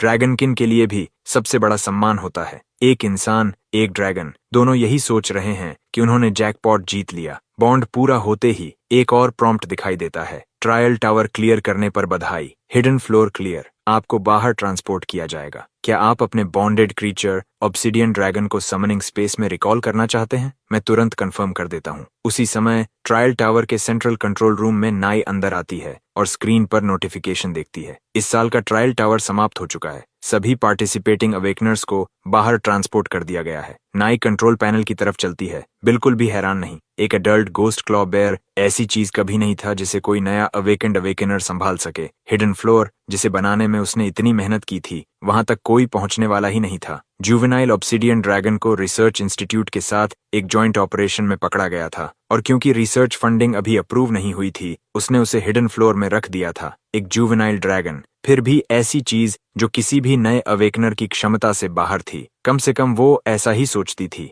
लेकिन जैसे ही नाई हैचलिंग को टावर से वापस लाने के लिए टेलीपोर्टेशन सर्कल चलाती है, वो जम जाती है। रुको, मेरा ड्रैगन कहाँ है? मेरा ड्रैगन कहाँ है? नाई घबरा जाती है। वो तुरंत ट्रायल टावर की हिडन 6th फ्लोर फुटेज निकालती है। उसकी हथेलियों में पसीना आने लगता है। वो सर्वेलेंस लॉग खोलती है। अच्छी खबर, सिर्फ एक एंट्री है। पूरे जंघाई सिटी ट्रायल टावर में सिर्फ एक इंसान ने 5th फ्लोर के गोस्ट क्लॉ बेयर को हराया और हिडन फ्लोर तक पहुंचा। किसी ने सच में 5th फ्लोर का गोस्ट क्लॉ बेयर मार दिया। नाई की आंखें सिकुड़ जाती हैं, लेकिन जब वो रिकॉर्डिंग में आगे का दृश्य देखती है तो तुरंत खड़ी हो जाती है। ये आखिर क्या है? वो हैचलिंग के साथ बॉन्ड बना रहा है? ये आदमी कौन है? क्या इसका दिमाग खराब है? एक बिल्कुल नया अवेकनर ड्रैगन के साथ बॉन्ड बना रहा है? कैसे? और ये सच में सफल भी हो गया। नाई के पास शब्द नहीं बचते। एक बिल्कुल नया अवेकनर जिसने इतनी मेहनत से पकड़े गए ड्रैगन के साथ आराम से बॉन्ड बना लिया, उसे समनिंग स्पेस में डाल दिया और लेकर चला गया। नाई की आंखों में आंसू आने वाले हैं। इसमें से कुछ भी समझ नहीं आता। जब वे हैचलिंग को इंस्टीट्यूट लाए थे, तब लेवल 220 टेमर्स भी उसके साथ बॉन्ड नहीं बना पाए थे। ड्रैगन ने उन्हें स्वीकार ही नहीं किया था। लेकिन इस फुटेज में ये नया अवेकेंड नोबडी बिना किसी परेशानी के सब कर देता है। बस चलता हुआ आता है और हैचलिंग के साथ ऐसे बॉन्ड बना लेता है जैसे ये कोई बड़ी बात ही ना हो। ये इंसान आखिर है कौन? नाई तुरंत कंट्रोल पैनल पर सर्च करना शुरू कर देती है। ये बात बाहर नहीं जानी चाहिए। अगर ऐसा हुआ तो ड्रैगन हैचलिंग्स में रुचि रखने वाले हर देश के हर फैक्शन यहाँ पहुंच जाएंगे और उस बच्चे की जान खतरे में पड़ जाएगी। ये एक संकट है। उसे तुरंत एग्जामिनर से संपर्क करना होगा। इसी बीच फर्स्ट हाई की अवेकनिंग सेरेमोनी में मेरे क्लियर होने की घोषणा सार्वजनिक हो जाती है और उसके साथ अविश्वास और गुस्से का तूफान उठ खड़ा होता है। इन्वेस्टिगेशन की मांगें उठने लगती हैं और चीटर को सजा देने की आवाजें गूंजती हैं। ट्रैश क्लास को इस साल का ट्रायल टावर बर्बाद मत करने दो। इसी बीच एग्जामिनर यांग भी एक असंभव स्थिति में फंस जाता है। उसने खुद पूरी अवेकनिंग सेरेमनी और ट्रायल टावर की निगरानी की थी, यहाँ तक कि वो खुद भी इस बात पर विश्वास नहीं कर पा रहा कि ब्लैंक स्लेट क्लास वाला कोई इंसान ट्रायल टावर का 5th फ्लोर क्लियर कर सकता है। लेकिन टावर ने आज तक कभी गलती नहीं की। फिर अचानक बिना किसी वार्निंग के उसका कम्युनिकेटर बज उठता है। क्या ये फर्स्ट हाई के एग्जामिनर हैं? मैं इस ट्रायल टावर की डिजाइनर हूँ। एग्जामिनर यांग तुरंत सीधा खड़ा हो जाता है। रैंक और अथॉरिटी दोनों में नाई उससे बहुत ऊपर थी। उसकी आवाज में बहस की कोई जगह नहीं थी। मैं आदेश देती हूँ, इसे तुरंत लॉकडाउन कर दो। किसी को पता नहीं चलना चाहिए कि कोई हिडन फ्लोर तक पहुंचा था। इस ट्रायल टावर में सिर्फ 5 फ्लोर्स हैं, 5 फ्लोर्स और बस, कोई हिडन फ्लोर नहीं। क्लियर? यांग जल्दी से सिर हिलाता है और अचानक उसे कुछ समझ आता है। उसने ये पहले भी पुराने ट्रायल टावर्स में देखा था, ऐसे अवेकनर्स जिन्होंने इतना शानदार प्रदर्शन किया कि अथॉरिटीज ने उन्हें मार्क कर लिया। उन लोगों से जुड़ी हर इंफॉर्मेशन बिना किसी एक्सेप्शन के क्लासिफाइड कर दी जाती थी। कॉल खत्म हो जाती है। यांग का एक्सप्रेशन कठोर हो जाता है। अवेकनिंग सेरेमनी के ऑफिशियल एग्जामिनर के रूप में मुझे ट्रायल टावर सिस्टम से कंफर्मेशन मिल गया है। मैं आधिकारिक रूप से घोषणा करता हूं कि यह ट्रायल टावर बिना किसी इरेगुलरिटी, चीटिंग या फाउल प्ले के पूरी तरह नॉर्मल चला। फिर वह आगे कहता है, अब मैं पर्सनली इस ट्रायल टावर के टॉप स्कोरर को स्पेशल रिवॉर्ड दूंगा। पूरा सेरेमनी एरिया एकदम खामोश हो जाता है। कुछ मोमेंट्स पहले तक जो क्राउड चिल्ला रही थी, अब पूरी तरह स्टंड थी। उसी समय मैं ट्रायल टावर से बाहर ट्रांसपोर्ट हो जाता हूँ। हर दिशा से कैमराज मेरी तरफ घूम जाते हैं। यांग आगे बढ़ता है और मेरे हाथ में एक एनवलोप रख देता है। ये जंगहाई सिटी इक्विपमेंट वॉल्ट का वेपन एक्सचेंज वाउचर है, साथ में 100,000 गोल्ड कॉइन्स भी। इस वाउचर से तुम लेवल 3 से नीचे का कोई भी गोल्ड रैंक गियर क्लेम कर सकते हो। एक्साइटमेंट की एक लहर मेरे अंदर दौड़ जाती है। गोल्ड रैंक गियर, सच में उम्मीद नहीं थी कि ऑफिशियल्स इतना बड़ा रिवॉर्ड देंगे, लेकिन मैं अभी एक्साइटमेंट में था कि मिंग मेरी तरफ घूरता है। हाथ में पकड़े वाउचर को देखकर उसकी आंखों में मुश्किल से छिपा गुस्सा दिखाई देता है। ऐसे इंसान को गोल्ड रैंक गियर क्यों? पूरी बर्बादी है। क्राउड तुरंत मिंग का साथ देने लगती है। तो क्या हुआ अगर ये फर्स्ट आया? ये गार्बेज क्लास असली कम्बैट में जाते ही टूट जाएगी। ऑफिशियल्स ऐसे आदमी पर गोल्ड रैंक वाउचर फेंक रहे हैं। ये तो पर्ल्स को स्वाइन के सामने फेंकने जैसा है। ताने और शक लगातार बढ़ते जाते हैं। मैं बस हल्का हंसता हूँ, सिर हिलाता हूँ और क्राउड छोड़कर चला जाता हूँ। लेकिन जैसे ही अपने छोटे से अपार्टमेंट में कदम रखता हूँ, अचानक दिमाग में अर्जेंसी की लहर दौड़ जाती है। बुरा हुआ,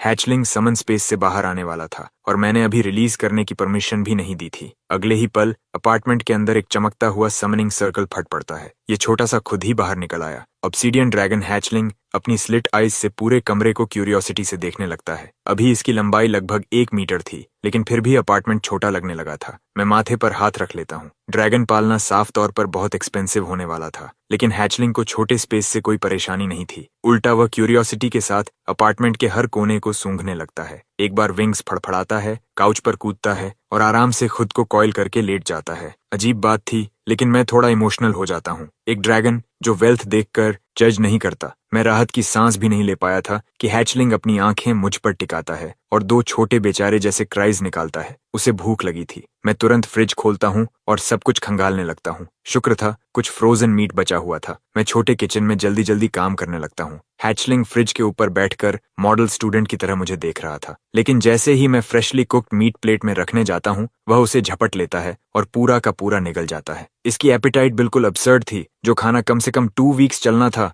वह एक ही मील में खत्म हो गया। मैं मजबूरी में सिर हिलाता हूँ। ड्रैगन पालना सच में वॉलेट खाली कर देगा, लेकिन पेट भरने के बाद ये छोटा सरप्राइजिंगली वेल बिहेव्ड हो जाता है। काउच पर कॉइल होकर लगभग तुरंत सो जाता है। मैं मौका देखकर उसके स्टैट्स चेक करता हूँ और जो देखता हूँ उससे मैं वहीं जम जाता हूँ। ये हैचलिंग सिर्फ लेवल 5 था, लेकिन इसके पास पूरे 30,000 HP थे और 2 इन्नेट स्किल्स भी। ड्रैगनकिन स्किल अकेले ही S रैंक थी और दूसरी ऑब्सीडियन स्किल सीधे डबल S रैंक। लगभग सभी एलिमेंटल डैमेज और स्टेटस इफेक्ट्स के खिलाफ इम्यूनिटी। इसके अटैक और डिफेंस स्टैट्स तो मेरे मुकाबले पूरी तरह अलग लेवल पर थे। अब समझ आया कि ड्रैगन टाइप मॉन्स्टर्स हैचलिंग होने पर भी गोल्ड रैंक बॉसेस की बराबरी क्यों करते हैं। अगर इनमें से कोई फुल मैच्योरिटी तक पहुंच गया तो वह चलता फिरता नेचुरल डिजास्टर बन जाएगा। सिर्फ अपनी अब्सर्ड डिफेंस और HP के दम पर भी यह जुवेनाइल ऑब्सिडियन ड्रैगन इस पूरे बैच के हर नए अवेकनर से आगे था। और यह तो ड्रैगन ब्रेथ की बात शुरू होने से पहले की बात थी। अगर ये छोटा मेरे साथ है तो क्या मेरे पास बेसिकली एक अनकिलेबल लिविंग टैंक नहीं है? ये सोचते ही मेरी उंगलियां बेचैन होने लगती हैं। आखिर मैंने इसके साथ बॉन्ड किया था, इसका मतलब मैं इसका पार्टनर हूँ।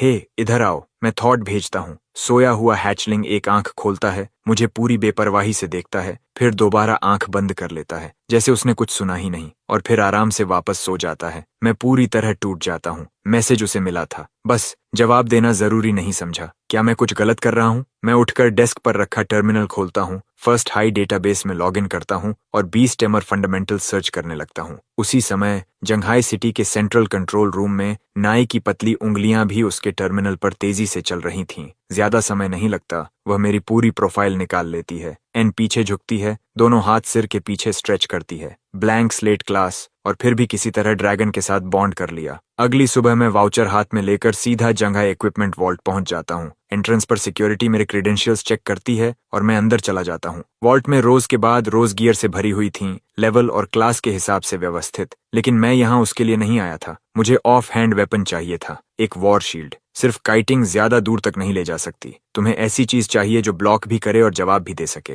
मैं शील्ड सेक्शन की तरफ बढ़ता हूँ, जहाँ हर आकार और साइज की शील्ड्स शेल्फ्स पर रखी थीं, एक के बाद एक रोज। मेरी नजर वॉर शील्ड्स पर घूम रही थी कि अचानक एक नाम पर रुक जाती है, टाइगर फैंग वॉर शील्ड। मैं आगे बढ़कर उसके स्टैट्स चेक करता हूँ। तुरंत इन्फॉर्मेशन सामने आ जाती है। Strong block effect, damage reduction, bonus trait, counter on block. Successful block होने पर काउंटर अटैक डैमेज 30% बढ़ जाता है। पूरी तरह गोल्ड रैंक आइटम। ये शील्ड जंघाई सिटी के लेवलिंग जोन्स में चाइन की लाइफलाइन बनने वाली थी। चेकआउट प्रोसेस खत्म करने के बाद चिन हाथ में टाइगर फैंग वॉर शील्ड लेकर वॉल्ट से बाहर निकलता है। जंघाई सिटी की सड़कों पर लोगों की भीड़ उमड़ी हुई थी। आज वह दिन था जब नए अवेकनर्स ऑफिशियली प्रोफेशनल फाइटर्स बनते थे। हर गिल्ड जोर जोर से रिक्रूटमेंट कर रही थी। हर कोने पर फ्री एजेंट्स अपनी टीम्स बना रहे थे, लेकिन सबसे ज्यादा वेंडर्स थे, क्योंकि उनके लिए नए अवेकनर्स स्टार्टर गियर खरीदने का बहुत बड़ा मौका थे। हर कोई ऑक्शन हाउस से पूरा सेट खरीदने की हैसियत नहीं रखता। तभी डेनिम जैकेट पहना एक स्ट्रीट वेंडर चिन को देखता है और सीधे उसका रास्ता रोक लेता है। उसकी आंखें चमक रही थीं। तुम नए अवेकनर्स में से हो? सही। जंघाई सिटी के लेवलिंग जोन्स का मैप चाहिए। चिन की उम्र और साधारण कपड़े देखकर वेंडर सब समझ जाता है। 50 गोल्ड कॉइन्स, इस साल के सबसे फ्रेश मैप्स। चिन मना नहीं करता। जंघाई सिटी के आसपास लेवलिंग जोन्स लगातार बदलते रहते थे। डंजन रिफ्ट्स नई जगह खुलते थे। हर साल मॉन्स्टर्स अलग जगह रोग हो जाते थे। चिन बिना कुछ कहे 100 गोल्ड कॉइन उसकी तरफ उछाल देता है। एक मैप और गिल्ड्स किन जोन्स पर कब्जा कर रही हैं, उसकी लेटेस्ट इंटेल। वेंडर उसे जानकार नजरों से देखता है, फिर चुपचाप जैकेट से एक एनवलप निकालकर पकड़ाता है। तुम्हें चीजों की समझ है, वह धीरे से कहता है। यह हमें सिर्फ कल रात मिला। 4 मेजर गिल्ड्स, उनके टेरिटरीज, कौन से जोन्स लॉक कर रहे हैं, सब इसमें है। हम जैसे फ्री एजेंट्स बस उनसे दूर रहते हैं। बिल्कुल वही जो चिन जानना चाहता था। हर साइकिल में 4 मेजर गिल्ड्स खुलेआम पूरे जोन्स अपने लिए क्लेम कर लेते थे और वहीं अपने रिक्रूट्स को लेवल अप कराते थे। दूसरी गिल्ड्स भी वही करती थीं। चिन के लिए सबसे अच्छा यही था कि वह उनके रास्ते से दूर रहे। कम अटेंशन, कम प्रॉब्लम्स। वह एनवेलोप खोलता है। सबसे ऊपर हेडलाइंस थीं और सब नए एस रैंक अवेकनर्स पर। फर्स्ट हाई का S rank awakener Ming 4 major guilds में से टायरेंट गिल्ड ज्वाइन करता है। फर्स्ट हाई का एस रैंक अवेकनर बोवो ब्लैक ईगल गिल्ड ज्वाइन करता है। और फिर चिन का खुद का नाम। चिन की आंखें सिकुड़ जाती हैं। वह उन दोनों नामों को अपने दिमाग में घुमाने लगता है। बो फर्स्ट हाई के दिनों से ही खुलेआम चिन के पीछे पड़ा हुआ था। उसने कभी अपनी दुश्मनी छिपाने की कोशिश नहीं की, लेकिन मिंग अलग था। मिंग ज्यादा खतरनाक था, और वह भी शांत तरीके से। चिन ने यह बात बहुत पहले महसूस कर ली थी। फर्स्ट हाई में मिंग हर समय उसके पीछे घूमता रहता था और चिन हमेशा महसूस कर सकता था कि इस इंसान के अंदर बहुत कुछ छिपा है, लेकिन उसने कभी नहीं सोचा था कि वह इतना पेटी होगा। चिन ने जो भी काइंडनेस दिखाई, मिंग ने उसे कॉन्डेसेंशन समझा। अब मिंग टायरेंट गिल्ड ज्वाइन कर चुका था और हाई प्रायोरिटी रिक्रूट बन चुका था। मिंग को जानते हुए बात यहीं खत्म नहीं होने वाली थी, लेकिन इस बार मिंग सामने था। चिन छाया में था। Tyrant guild. चिन धीरे से बुदबुदाता है। 4 मेजर गिल्ड्स में सबसे अमीर। उसका master Jin hundreds of billions की एसेट्स कंट्रोल करता था। टायरेंट गिल्ड के पास जो कुछ भी था खरीदा गया था। उनके एलीट मेंबर्स को भारी भुगतान मिलता था और प्रायोरिटी रिक्रूट्स पर वे कभी कंजूसी नहीं करते थे। इसलिए S rank frost blade swordsman Ming पर उनकी नजर पड़ना कोई हैरानी की बात नहीं थी। लेकिन 4 मेजर गिल्ड्स में से एक होने के बावजूद टायरेंट गिल्ड इतनी आसानी से अपनी रेपुटेशन दांव पर नहीं लगाएगी, सिर्फ चिन जैसे फ्री एजेंट के पीछे पड़ने के लिए नहीं। और यही चिन को तेजी से और रेडर से दूर ग्रो करने का मौका देता था। वह बाकी हेडलाइंस छोड़ देता है और लेटेस्ट जोन मैप खोलता है। जंघाई सिटी के आसपास के करंट लेवलिंग जोन्स के हिसाब से कई लो डेंजर जोन्स थे जो लेवल 30 प्लस रेंज के लिए सूटेबल थे। Northern wasteland, monsters, mutant wolf pack, abandoned mine, monsters, corpse venom bats, blue mountain ruins, monsters, large goblin tribe, Gale graveyard, monsters, skeleton soldiers। ज्यादातर अवेकनर्स के लिए शुरुआती ग्राइंडिंग क्वालिटी पर आधारित होती है, क्वांटिटी पर नहीं। शुरुआती लो लेवल मॉब्स सिर्फ अगले स्टेज तक पहुंचने की सीढ़ी थे, लेकिन चिन के लिए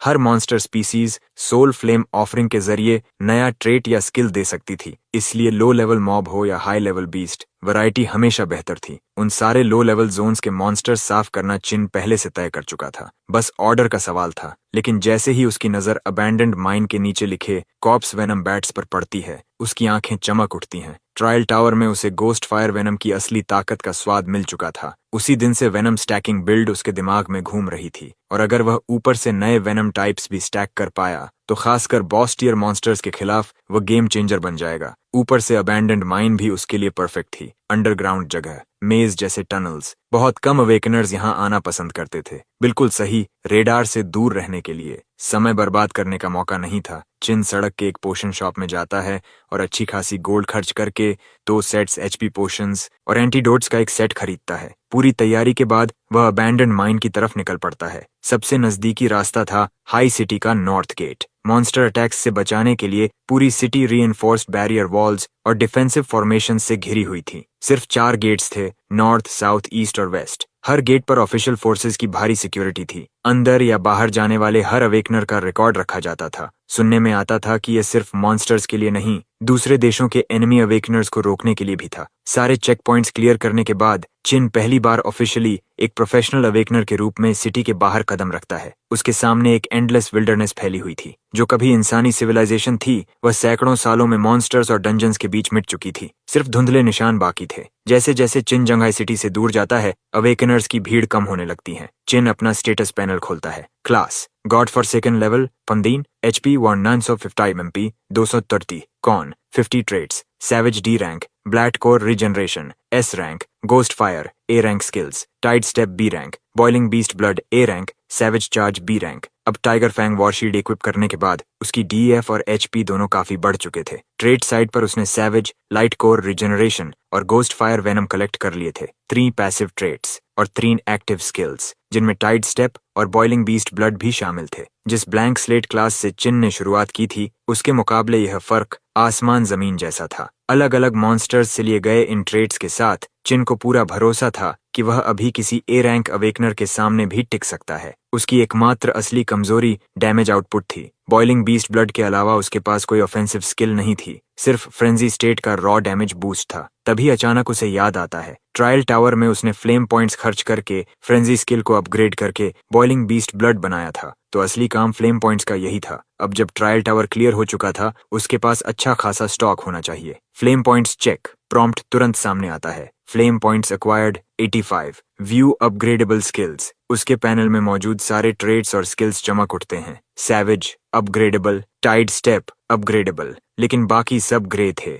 इनसफिशिएंट फ्लेम पॉइंट्स। तो ऐसे काम करता है, चिन समझ जाता है। हर अपग्रेड टियर की कीमत पिछले टियर से कई गुना ज्यादा बढ़ती थी। ट्रायल टावर में B रैंक फ्रेंजी को A rank boiling beast blood बनाने में सिर्फ 10 फ्लेम पॉइंट्स लगे थे, लेकिन अब A rank boiling beast blood को S रैंक तक धकेलने के लिए पूरे 100 पॉइंट्स चाहिए थे। पूरे टावर क्लियर करने के बाद भी उसके पास इतने नहीं थे, और लाइट कोर रिजनरेशन जो पहले से S रैंक था, उसे डबल S तक पहुंचाने के लिए पूरे 1000 पॉइंट्स चाहिए थे। अब प्रायोरिटी साफ थी, जितने ज्यादा हो सकें उतने फ्लेम पॉइंट्स जमा करो। चिन को याद आता है कि एक गॉब्लिन मारने पर सिर्फ 1 पॉइंट मिला था, जबकि 100 से ज्यादा स्मॉल गोस्ट फायर स्पाइडर्स मारने पर मुश्किल से 10 पॉइंट्स मिले थे। हर पॉइंट की कीमत थी, और आगे ट्रेड्स बढ़ते गए तो अपग्रेड करना आसान नहीं होगा। हर पॉइंट वहीं खर्च करना होगा जहां उसकी असली कीमत हो। लेकिन एक चीज तय थी, बॉइलिंग बीस्ट ब्लड अपग्रेड करना पूरी तरह वर्थ था। यह बीस्ट टाइप मॉन्स्टर्स की एक्सक्लूसिव स्किल थी और डैमेज आउटपुट को पागलों की तरह बढ़ाती थी। एक ही कैटेगरी की स्किल्स में भी इसका कोई मुकाबला नहीं था, और यही चिन की सबसे बड़ी ताकत थी। ऐसे ट्रेड्स और स्किल्स जो कोई इंसानी अवेकनर सामान्य तरीके से कभी हासिल नहीं कर सकता। गॉब्लिन से सैवेज, ट्री स्पिरिट से light core regeneration,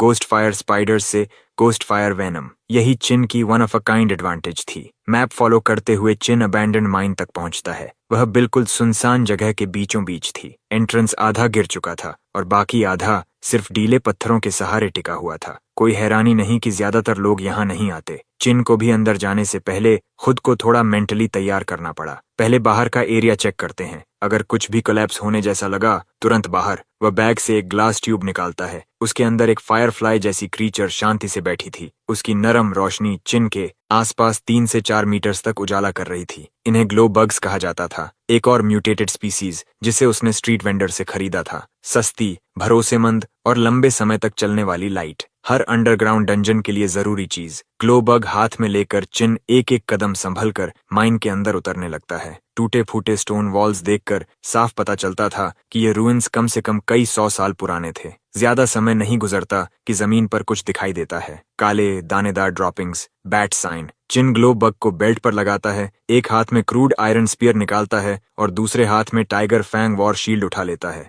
glow bug की हल्की रोशनी उसे आगे रास्ता दिखा रही थी। तभी अचानक सामने टनल की छत से पंखों की तेज आवाज आती है। अगले ही पल अंधेरे साए उसकी तरफ झपटते हैं। कम से कम 12 कॉर्प्स वेनम बैट्स, हर एक बाज जितना बड़ा। चिन तुरंत सिर झुकाता है और टाइगर फैंग वॉर शील्ड को अपने सिर और सीने के ऊपर उठा लेता है। अगले ही पल लगातार भारी टक्कर की आवाजें गूंजती हैं, लेकिन चिन मुश्किल से आधा कदम पीछे खिसकता है। डैमेज 0। यही गोल्ड रैंक शील्ड की ताकत थी। उसका स्ट्रॉन्ग ब्लॉक पूरे एम्बुश को अब्सॉर्ब कर चुका था। बैट्स ऐसे शील्ड से टकराईं जैसे किसी दीवार से टकरा गई हों। कई जमीन पर गिर गईं। स्टन्ड। चिन एक पल भी बर्बाद नहीं करता, स्पीयर उठाता है और सबसे नजदीक गिरी कॉर्प्स वेनम बैट के शरीर में जोर से घुसा देता है। ब्लेड मांस के अंदर धंस जाती है और उसके ऊपर डैमेज नंबर फूट पड़ता है। इट्स ऑफ 7 HP बार सामने आ जाता है। Corps venom bat level 11 HP 432। हर बैट के पास लगभग 400 HP थी। एक बार में 3-4 खत्म। चिन तुरंत दूसरा थ्रस्ट मारता है और बैट वहीं गिर जाती है। सफेद रोशनी चिन के ऊपर फैलती है। उसका एक्सपीरियंस बार साफ बढ़ता हुआ दिखता है। चिन के करंट लेवल के हिसाब से यह डिसेंट XP था, लेकिन एक बैट की मौत बाकी सभी को डरा देती है और अगले ही पल बाकी सारे बैट्स हर दिशा में भागने लगते हैं। अंधेरी तंग सुरंग में बचने की कोई जगह नहीं थी। बैट उसके पीछे फिसलकर पहुंचा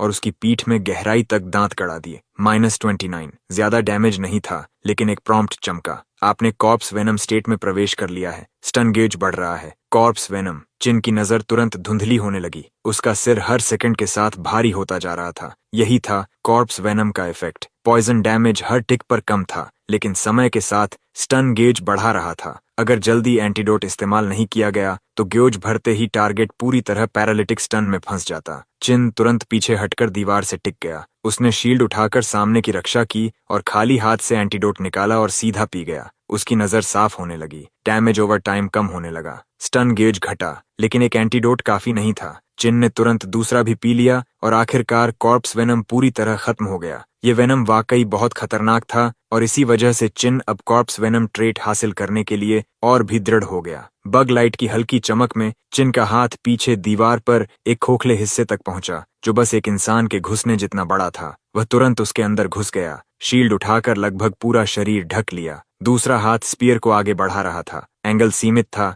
लेकिन इतने सारे बैट्स झुंड बनाकर आ रहे थे कि हर वार लग रहा था और किल स्पीड लगातार बढ़ रही थी। चिन ने बॉइलिंग बीस्ट ब्लड एक्टिवेट कर दिया। हर किल ड्यूरेशन को रिफ्रेश कर रही थी। उसकी आउटपुट तुरंत दोगुनी हो गई। जल्द ही सुरंग पूरी तरह शांत हो गई। चिन के आसपास फर्श बैट की लाशों से भर चुका था। Soul flame offering, corpse venom bats. हल्की लपटें लाशों से उठीं और चिन में समा गईं। Corpse venom bat, soul flame offering successful. Flame points +1। Corpse venom bat, soul flame offering successful. Flame points +1। Notification लगातार आते रहे, लेकिन जिस लाइन का चिन इंतजार कर रहा था वो नहीं आई। कॉर्प्स वेनम ट्रेट इतनी आसानी से ड्रॉप नहीं होने वाला था। चिन ने स्पीयर की नोक से खून साफ किया और माइन के अंदर और गहराई तक बढ़ गया। रास्ते में वह एक के बाद एक बैट के झुंड काटता चला गया। हालात और खराब करने वाली चीज थी माइन की बनावट। इस घुप अंधेरे टनल मेज में बैट्स हमेशा चिन को उससे पहले महसूस कर लेते थे। जैसे ही वह किसी नेस्ट के पास पहुंचता, वे पहले ही हमला कर देते। एक छोटी सी गलती और फिर एक और बाइट,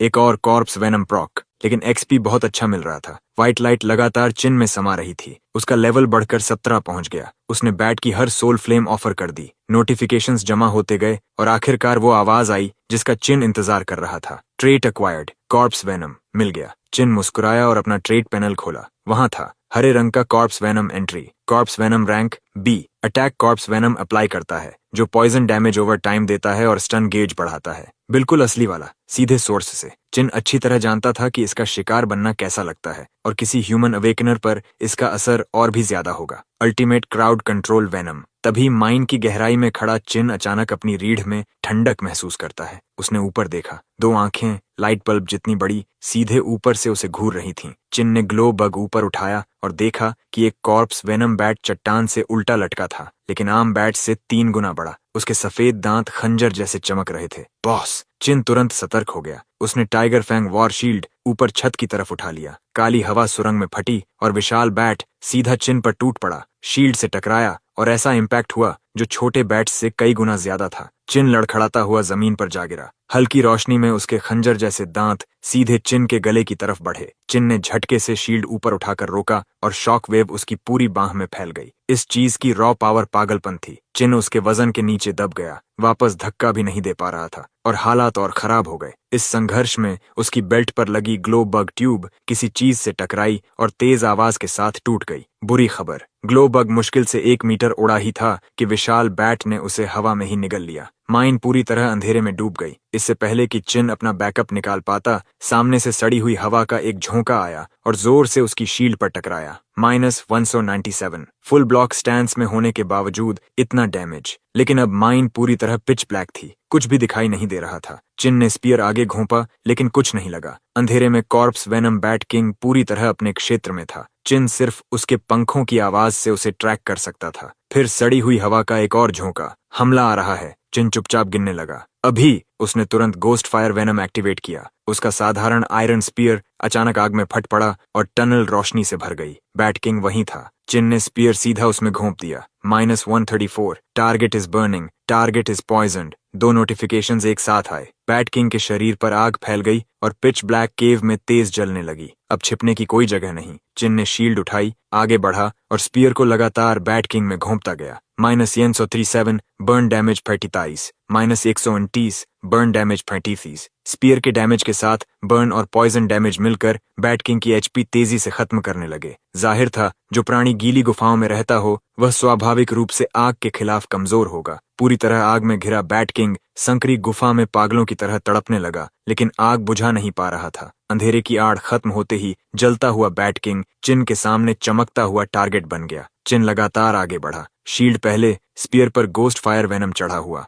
हर बार मिक्स्ड डैमेज दे रहा था। कॉर्प्स वेनम बैट किंग की एचपी लगभग खत्म हो चुकी थी। मौका मत गंवाओ। चिन ने बॉइलिंग बीस्ट ब्लड एक्टिवेट कर दिया। उसके शरीर में ताकत का विस्फोट हुआ। डैमेज और अटैक स्पीड दोनों पागलों की तरह बढ़ गए। -219, -258। कॉर्प्स वेनम बैट किंग ने आखिरी बार चीख मारी और गिर पड़ा। अबैंडन्ड माइन का बॉस एक साधारण आयरन स्पीयर से मारा गया। चमकदार व्हाइट लाइट चिन में समा गई और उसे पूरा एक लेवल ऊपर पहुंचा दिया। उसी समय बैट किंग की लाश से एक सोल फ्लेम उठी। Soul flame offering corpse venom bat king. Chin ने बिना झिझक रिचुअल शुरू कर दिया। Corpse venom bat king, soul flame offering successful. Flame points +15। Trait acquired, sonar scan, linked skill unlock, ultrasonic lock on. Chin कुछ पल के लिए चौंक गया। उसे उम्मीद नहीं थी कि बैट किंग से ट्रेट भी मिलेगा। कोई आश्चर्य नहीं कि अंधेरी सुरंग में बैट किंग हर बार उसे बिल्कुल सही ढंग से ढूंढ लेता था, यहाँ तक कि उसकी मूवमेंट तक प्रिडिक्ट कर लेता था। वैज्ञानिक रूप से देखें तो बैट्स अल्ट्रासाउंड से अपना आसपास मैप करते हैं और शिकार ढूंढते हैं। लगता है ये कॉर्प्स वेनम बैट्स उस क्षमता को और आगे ले गए थे। चिन ने सोनार स्कैन खोला। स्किल पैनल में नया बी रैंक स्किल चमक रहा था। सोनार स्कैन रैंक बी। इफेक्ट, हर दिशा में हाई फ्रीक्वेंसी साउंड वेव्स छोड़ता है, आसपास के इलाके का मैप बनाता है और दुश्मनों की अनुमानित पोजीशन पता करता है। Effective range 30 metre. दुश्मन पर पहले हमला करने के लिए शानदार स्किल, और ये एक लो लेवल जोन बैट से आया था। एक प्रॉम्प्ट चमका। Current flame points 135। क्या आप किसी स्किल को अपग्रेड करना चाहते हैं? सही। अबैंडन्ड माइन क्लियर करने से उसके पास ए रैंक स्किल अपग्रेड करने जितने पॉइंट्स आ गए थे, लेकिन अभी उसके पास 3 विकल्प थे। A rank boiling beast blood, B rank tide step और बी रैंक सोनर स्कैन। कुछ पल सोचने के बाद चिन ने फैसला किया। बॉइलिंग बीस्ट ब्लड उसका मुख्य डैमेज टूल था, लेकिन सोनर स्कैन उसे मॉन्स्टर और अवेकनर्स दोनों को पहले डिटेक्ट करने देता था, और पहले जानना हर बार रिएक्शन देने से बेहतर था। अपग्रेड सोनार स्कैन। चिन ने 10 फ्लेम पॉइंट्स खर्च किए। सोनार स्कैन रैंक बी अपग्रेड होकर अल्ट्रासोनिक स्कैनर रैंक ए बन गया। इफेक्ट, हर दिशा में हाई फ्रीक्वेंसी अल्ट्रासोनिक वेव्स छोड़ता है, टेरेन को और तेजी से मैप करता है और दुश्मनों की ज्यादा सटीक लोकेशन बताता है। बोनस, इनक्लोज्ड स्पेस में इफेक्टिवनेस दोगुनी, इफेक्टिव रेंज 50 मीटर, रेंज 30 से 50 हो गई और एक्यूरेसी भी बेहतर हो गई, लेकिन अभी भी काफी नहीं। चिन ने दांत भींचे। अपग्रेड जारी रखो। एक और प्रॉम्प्ट आया, ultrasonic scanner rank A upgrade करने के लिए 100 फ्लेम पॉइंट्स खर्च करें। कंफर्म्ड, 100 फ्लेम पॉइंट्स खर्च हुए। Ultrasonic scanner rank A upgrade होकर ultrasonic lock on rank S बन गया। रैंक एस इफेक्ट ऐसी अल्ट्रासोनिक वेव्स छोड़ता है जो इंसानों को महसूस नहीं होती। आसपास के टेरेन को तेजी से मैप करता है और हर नजदीकी दुश्मन की एग्जैक्ट पोजीशन और मूवमेंट पाथ को पिन पॉइंट करता है। बोनस, डॉट बोनस, इसमें स्टेल्थ या हिडन स्टेट में मौजूद दुश्मन भी शामिल होते हैं, लेकिन वॉइड स्टेट वाले नहीं। इफेक्टिव रेंज 100 मीटर, ये एक एस रैंक स्किल था। चिन को तुरंत महसूस हुआ कि वो 100 फ्लेम पॉइंट्स उसकी जिंदगी का सबसे बेहतरीन निवेश थे। रेंज बढ़कर पूरे 100 मीटर हो गई थी और अब ये स्टेल्थ और हिडन स्टेट वाले दुश्मनों को भी पकड़ सकता था। किसी भी असैसिन बिल्ड का परफेक्ट काउंटर। हाई स्कूल की 3 साल की कम्बैट सिमुलेशन क्लास ने चिन को एक बात सिखाई थी, असैसिन सबसे खतरनाक क्लास होते हैं। स्टेल्थ वाला शैडो असैसिन हमेशा पहला वार कर सकता है, लेकिन अल्ट्रासोनिक लॉक ऑन के साथ अब कोई फर्क नहीं पड़ता। अब चाहे कोई असैसिन चिन पर एम्बुश करने की कोशिश करे, वो लगभग नामुमकिन था। और ये 100 मीटर डिटेक्शन रेडियस का मतलब था कि चिन हाई डेंजर रोमिंग मॉन्स्टर्स से उसे नोटिस करने से पहले ही दूर रह सकता था। चाहे ग्राइंडिंग हो या डंजन रन, सब कुछ ज्यादा सुरक्षित हो गया और ये सब सिर्फ एक अबैंडन्ड माइन से मिला था। अगले 3 दिनों में चिन असली ताकत का स्वाद चखने के बाद जंघाई सिटी के हर लो लेवल जोन को साफ करने निकल पड़ा। Northern wasteland, mutant wolf pack soul flame offering से ट्रेट मिला। Blood thirst C rank, melee attack किए गए डैमेज का 5% एचपी के रूप में चुराता है। Blue mountain ruins, goblin shaman soul flame offering से ट्रेट मिला। Focus D rank, INT plus 100, gale graveyard skeleton soldier soul flame offering से ट्रेट मिला। Death mark D rank, poison resistance plus 100। 4 levelling zone साफ करने के बाद चिन level 25 तक पहुंच गया और कई लो लेवल गियर भी हासिल कर ली। Rusted chest plate, leather bracers, rotwood greaves, beast hide boots, सब low grade iron tier. Base defence के अलावा कोई बोनस स्टैट्स नहीं थे, लेकिन पूरा सेट बन गया। इक्विप होने के बाद चिन के स्टैट्स में एक और बड़ी छलांग आई। God forsaken level 25, HP 2920, MP 450, ATK 271, DEF 470, Con 50, MP 105। Starting trait fractured divinity. Traits, savage D rank, light core regeneration S rank, ghost fire rank,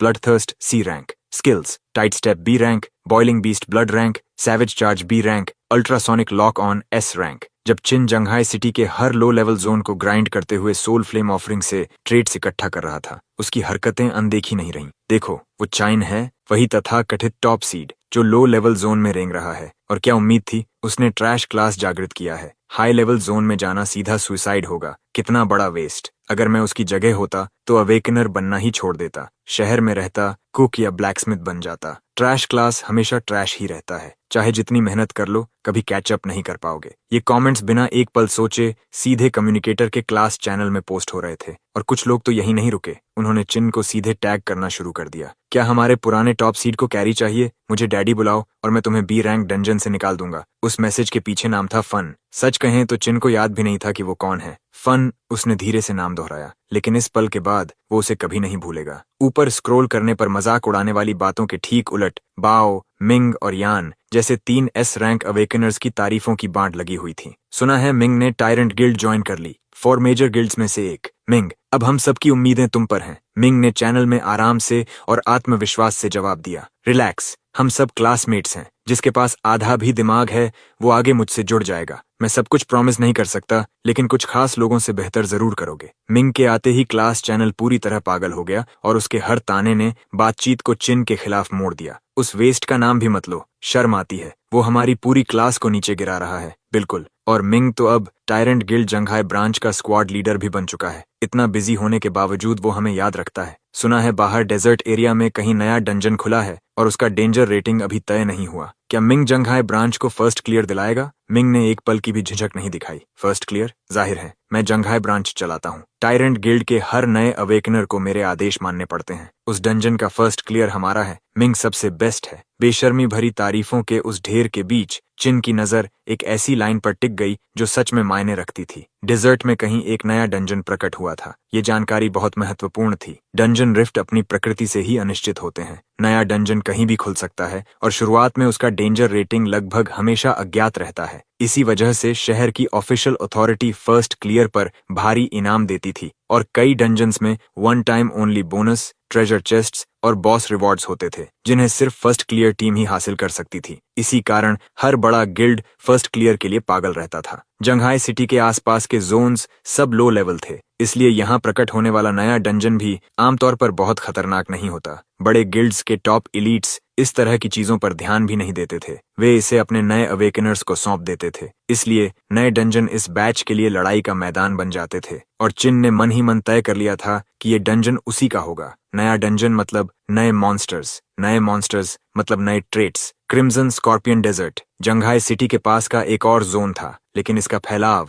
हजारों किलोमीटर तक था। इसके गहरे हिस्से आज तक पूरी तरह एक्सप्लोर नहीं किए गए थे। ऐसे में वहां नया डंजन खुलना कोई हैरानी की बात नहीं थी। और क्योंकि डेजर्ट में अभी टेलीपोर्टेशन सर्कल्स नहीं लगाए गए थे, इसलिए वहां जाने वाले हर अवेकनर को पैदल यात्रा करनी पड़ती थी। क्रिम्सन स्कॉर्पियन डेजर्ट अपनी जलती धूप और अंतहीन रेत के साथ ऐसी जगह थी जहां आम अवेकनर्स कभी जाना पसंद नहीं करते, लेकिन नए अवेकनर्स के लिए ये एक गोल्ड रश था। इस साइकिल का पहला नया डंजन सिर्फ फर्स्ट क्लियर के लिए शहर बड़ा इनाम ही नहीं देता था, बल्कि रातों रात नाम बनाने का मौका भी देता था। जैसे ही खबर फैली जो डेजर्ट पहले खाली था, वहां लोगों की भीड़ लग गई। जब चिन क्रिम्सन स्कॉर्पियन डेजर्ट की ओर निकला, रास्ता पहले ही वहां पहुंचने के लिए बेचैन अवेकनर्स से भर चुका था। ज्यादातर गिल्ड ग्रुप्स या छोटी टीम्स में यात्रा कर रहे थे। चिन जैसा अकेला इंसान लगभग न के बराबर था। हर कोई जानता था कि नया डंजन मौका भी हो सकता है और खतरा भी। अननोन रेटेड डंजन पहले पूरी टीम्स मिटा चुके थे। हर अतिरिक्त टीममेट मतलब एक अतिरिक्त सुरक्षा। एक ग्रुप ने अकेले चिन को देखा और उसकी तरफ बढ़ा। तुम नए अवेकनर हो ना? डंजन अकेले जा रहे हो? टीम अप करना चाहोगे? एक लंबा वॉरियर आगे आया। उसकी नजर चिन को ऊपर से नीचे तक देखने लगी। साफ था कि चिन के लगभग पूरे गियर सेट ने उसका ध्यान खींचा था। इस स्टेज पर जिसके पास फुल किट हो, वो या तो बहुत अमीर होता था या बहुत ताकतवर। चिन ने पूरे ग्रुप को गौर से देखा। अलग अलग आउटफिट्स देखकर उसने तुरंत समझ लिया कि वे एक गिल्ड से नहीं थे, बस एक पिकअप ग्रुप थे। 2 लड़के 2 लड़कियां। लंबे वॉरियर के अलावा 2 लड़कियां मेज और क्लेरिक थीं और दूसरा लड़का आर्चर था। उनके गियर देखकर अंदाजा लग गया कि वे C से B रैंक के बीच थे। टीम कॉम्पोजिशन ठीक थी, लेकिन उनके पास मोबाइल ऑफ हैंड रोल नहीं था। अगर फ्रंट लाइनर एग्रो कंट्रोल खो देता तो पीछे खड़े ग्लास कैनन सीधे खतरे में पड़ जाते। चिन की प्रोफेशनल इंस्टिंक्ट पहले ही पूरी टीम की डायग्नोसिस कर चुकी थी। सॉरी, अभी टीम ढूंढ नहीं रहा। उसने सिर हिलाया। लंबा लड़का इतनी आसानी से हार मानने वालों में नहीं था। उसने फिर कहा, डंजन खतरों से भरा हो सकता है। ज्यादा टीममेट्स मतलब ज्यादा बैकअप। सोच लो, मैं हाउ हूं, कम से कम कांटेक्ट तो ऐड कर लो। चिन के कम्युनिकेटर पर फ्रेंड रिक्वेस्ट तुरंत उभर आई। लड़का सच्चा लग रहा था, लेकिन चिन एक्सेप्ट करता उससे पहले पीछे खड़ी क्लेरिक ने चिन को अजीब नजर से देखा। फिर उसने हाउ की बाजू खींचकर उसके कान में कुछ फुसफुसाया। हाउ का चेहरा तुरंत बदल गया। उसने बिना कुछ कहे फ्रेंड रिक्वेस्ट कैंसिल कर दी। रुको, तुम चिन हो? सॉरी, हम किसी और को ढूंढ लेंगे। सिर्फ 2 वाक्य। चिन सब समझ गया। क्लेरिक ने उसे पहचान लिया था, वही अवेकनर जिसने सेरेमोनी में ट्रैश ब्लैंक स्लेट क्लास चुना था। यहाँ तक कि ये लो रैंक पिकअप ग्रुप भी किसी ट्रैश क्लास प्लेयर को अपने ऊपर बोझ नहीं बनाना चाहता था। लेकिन चिन को कोई फर्क नहीं पड़ा। वह बिना दूसरी बार सोचे मुड़ा और आगे बढ़ गया। पीछे फुसफुसाहटें उसका पीछा करती रहीं। देखा, वो सच में चिन था जिसने ट्रैश क्लास चुना था। कहते हैं वो फर्स्ट हाई का टॉप सीड था और अब उसका गियर देखो, हमसे भी ज्यादा बुरा हाल है। चिन ने सब अनसुना कर दिया। तभी उसका कम्युनिकेटर बज उठा। उसमें सिर्फ एक कांटेक्ट सेव था, यान।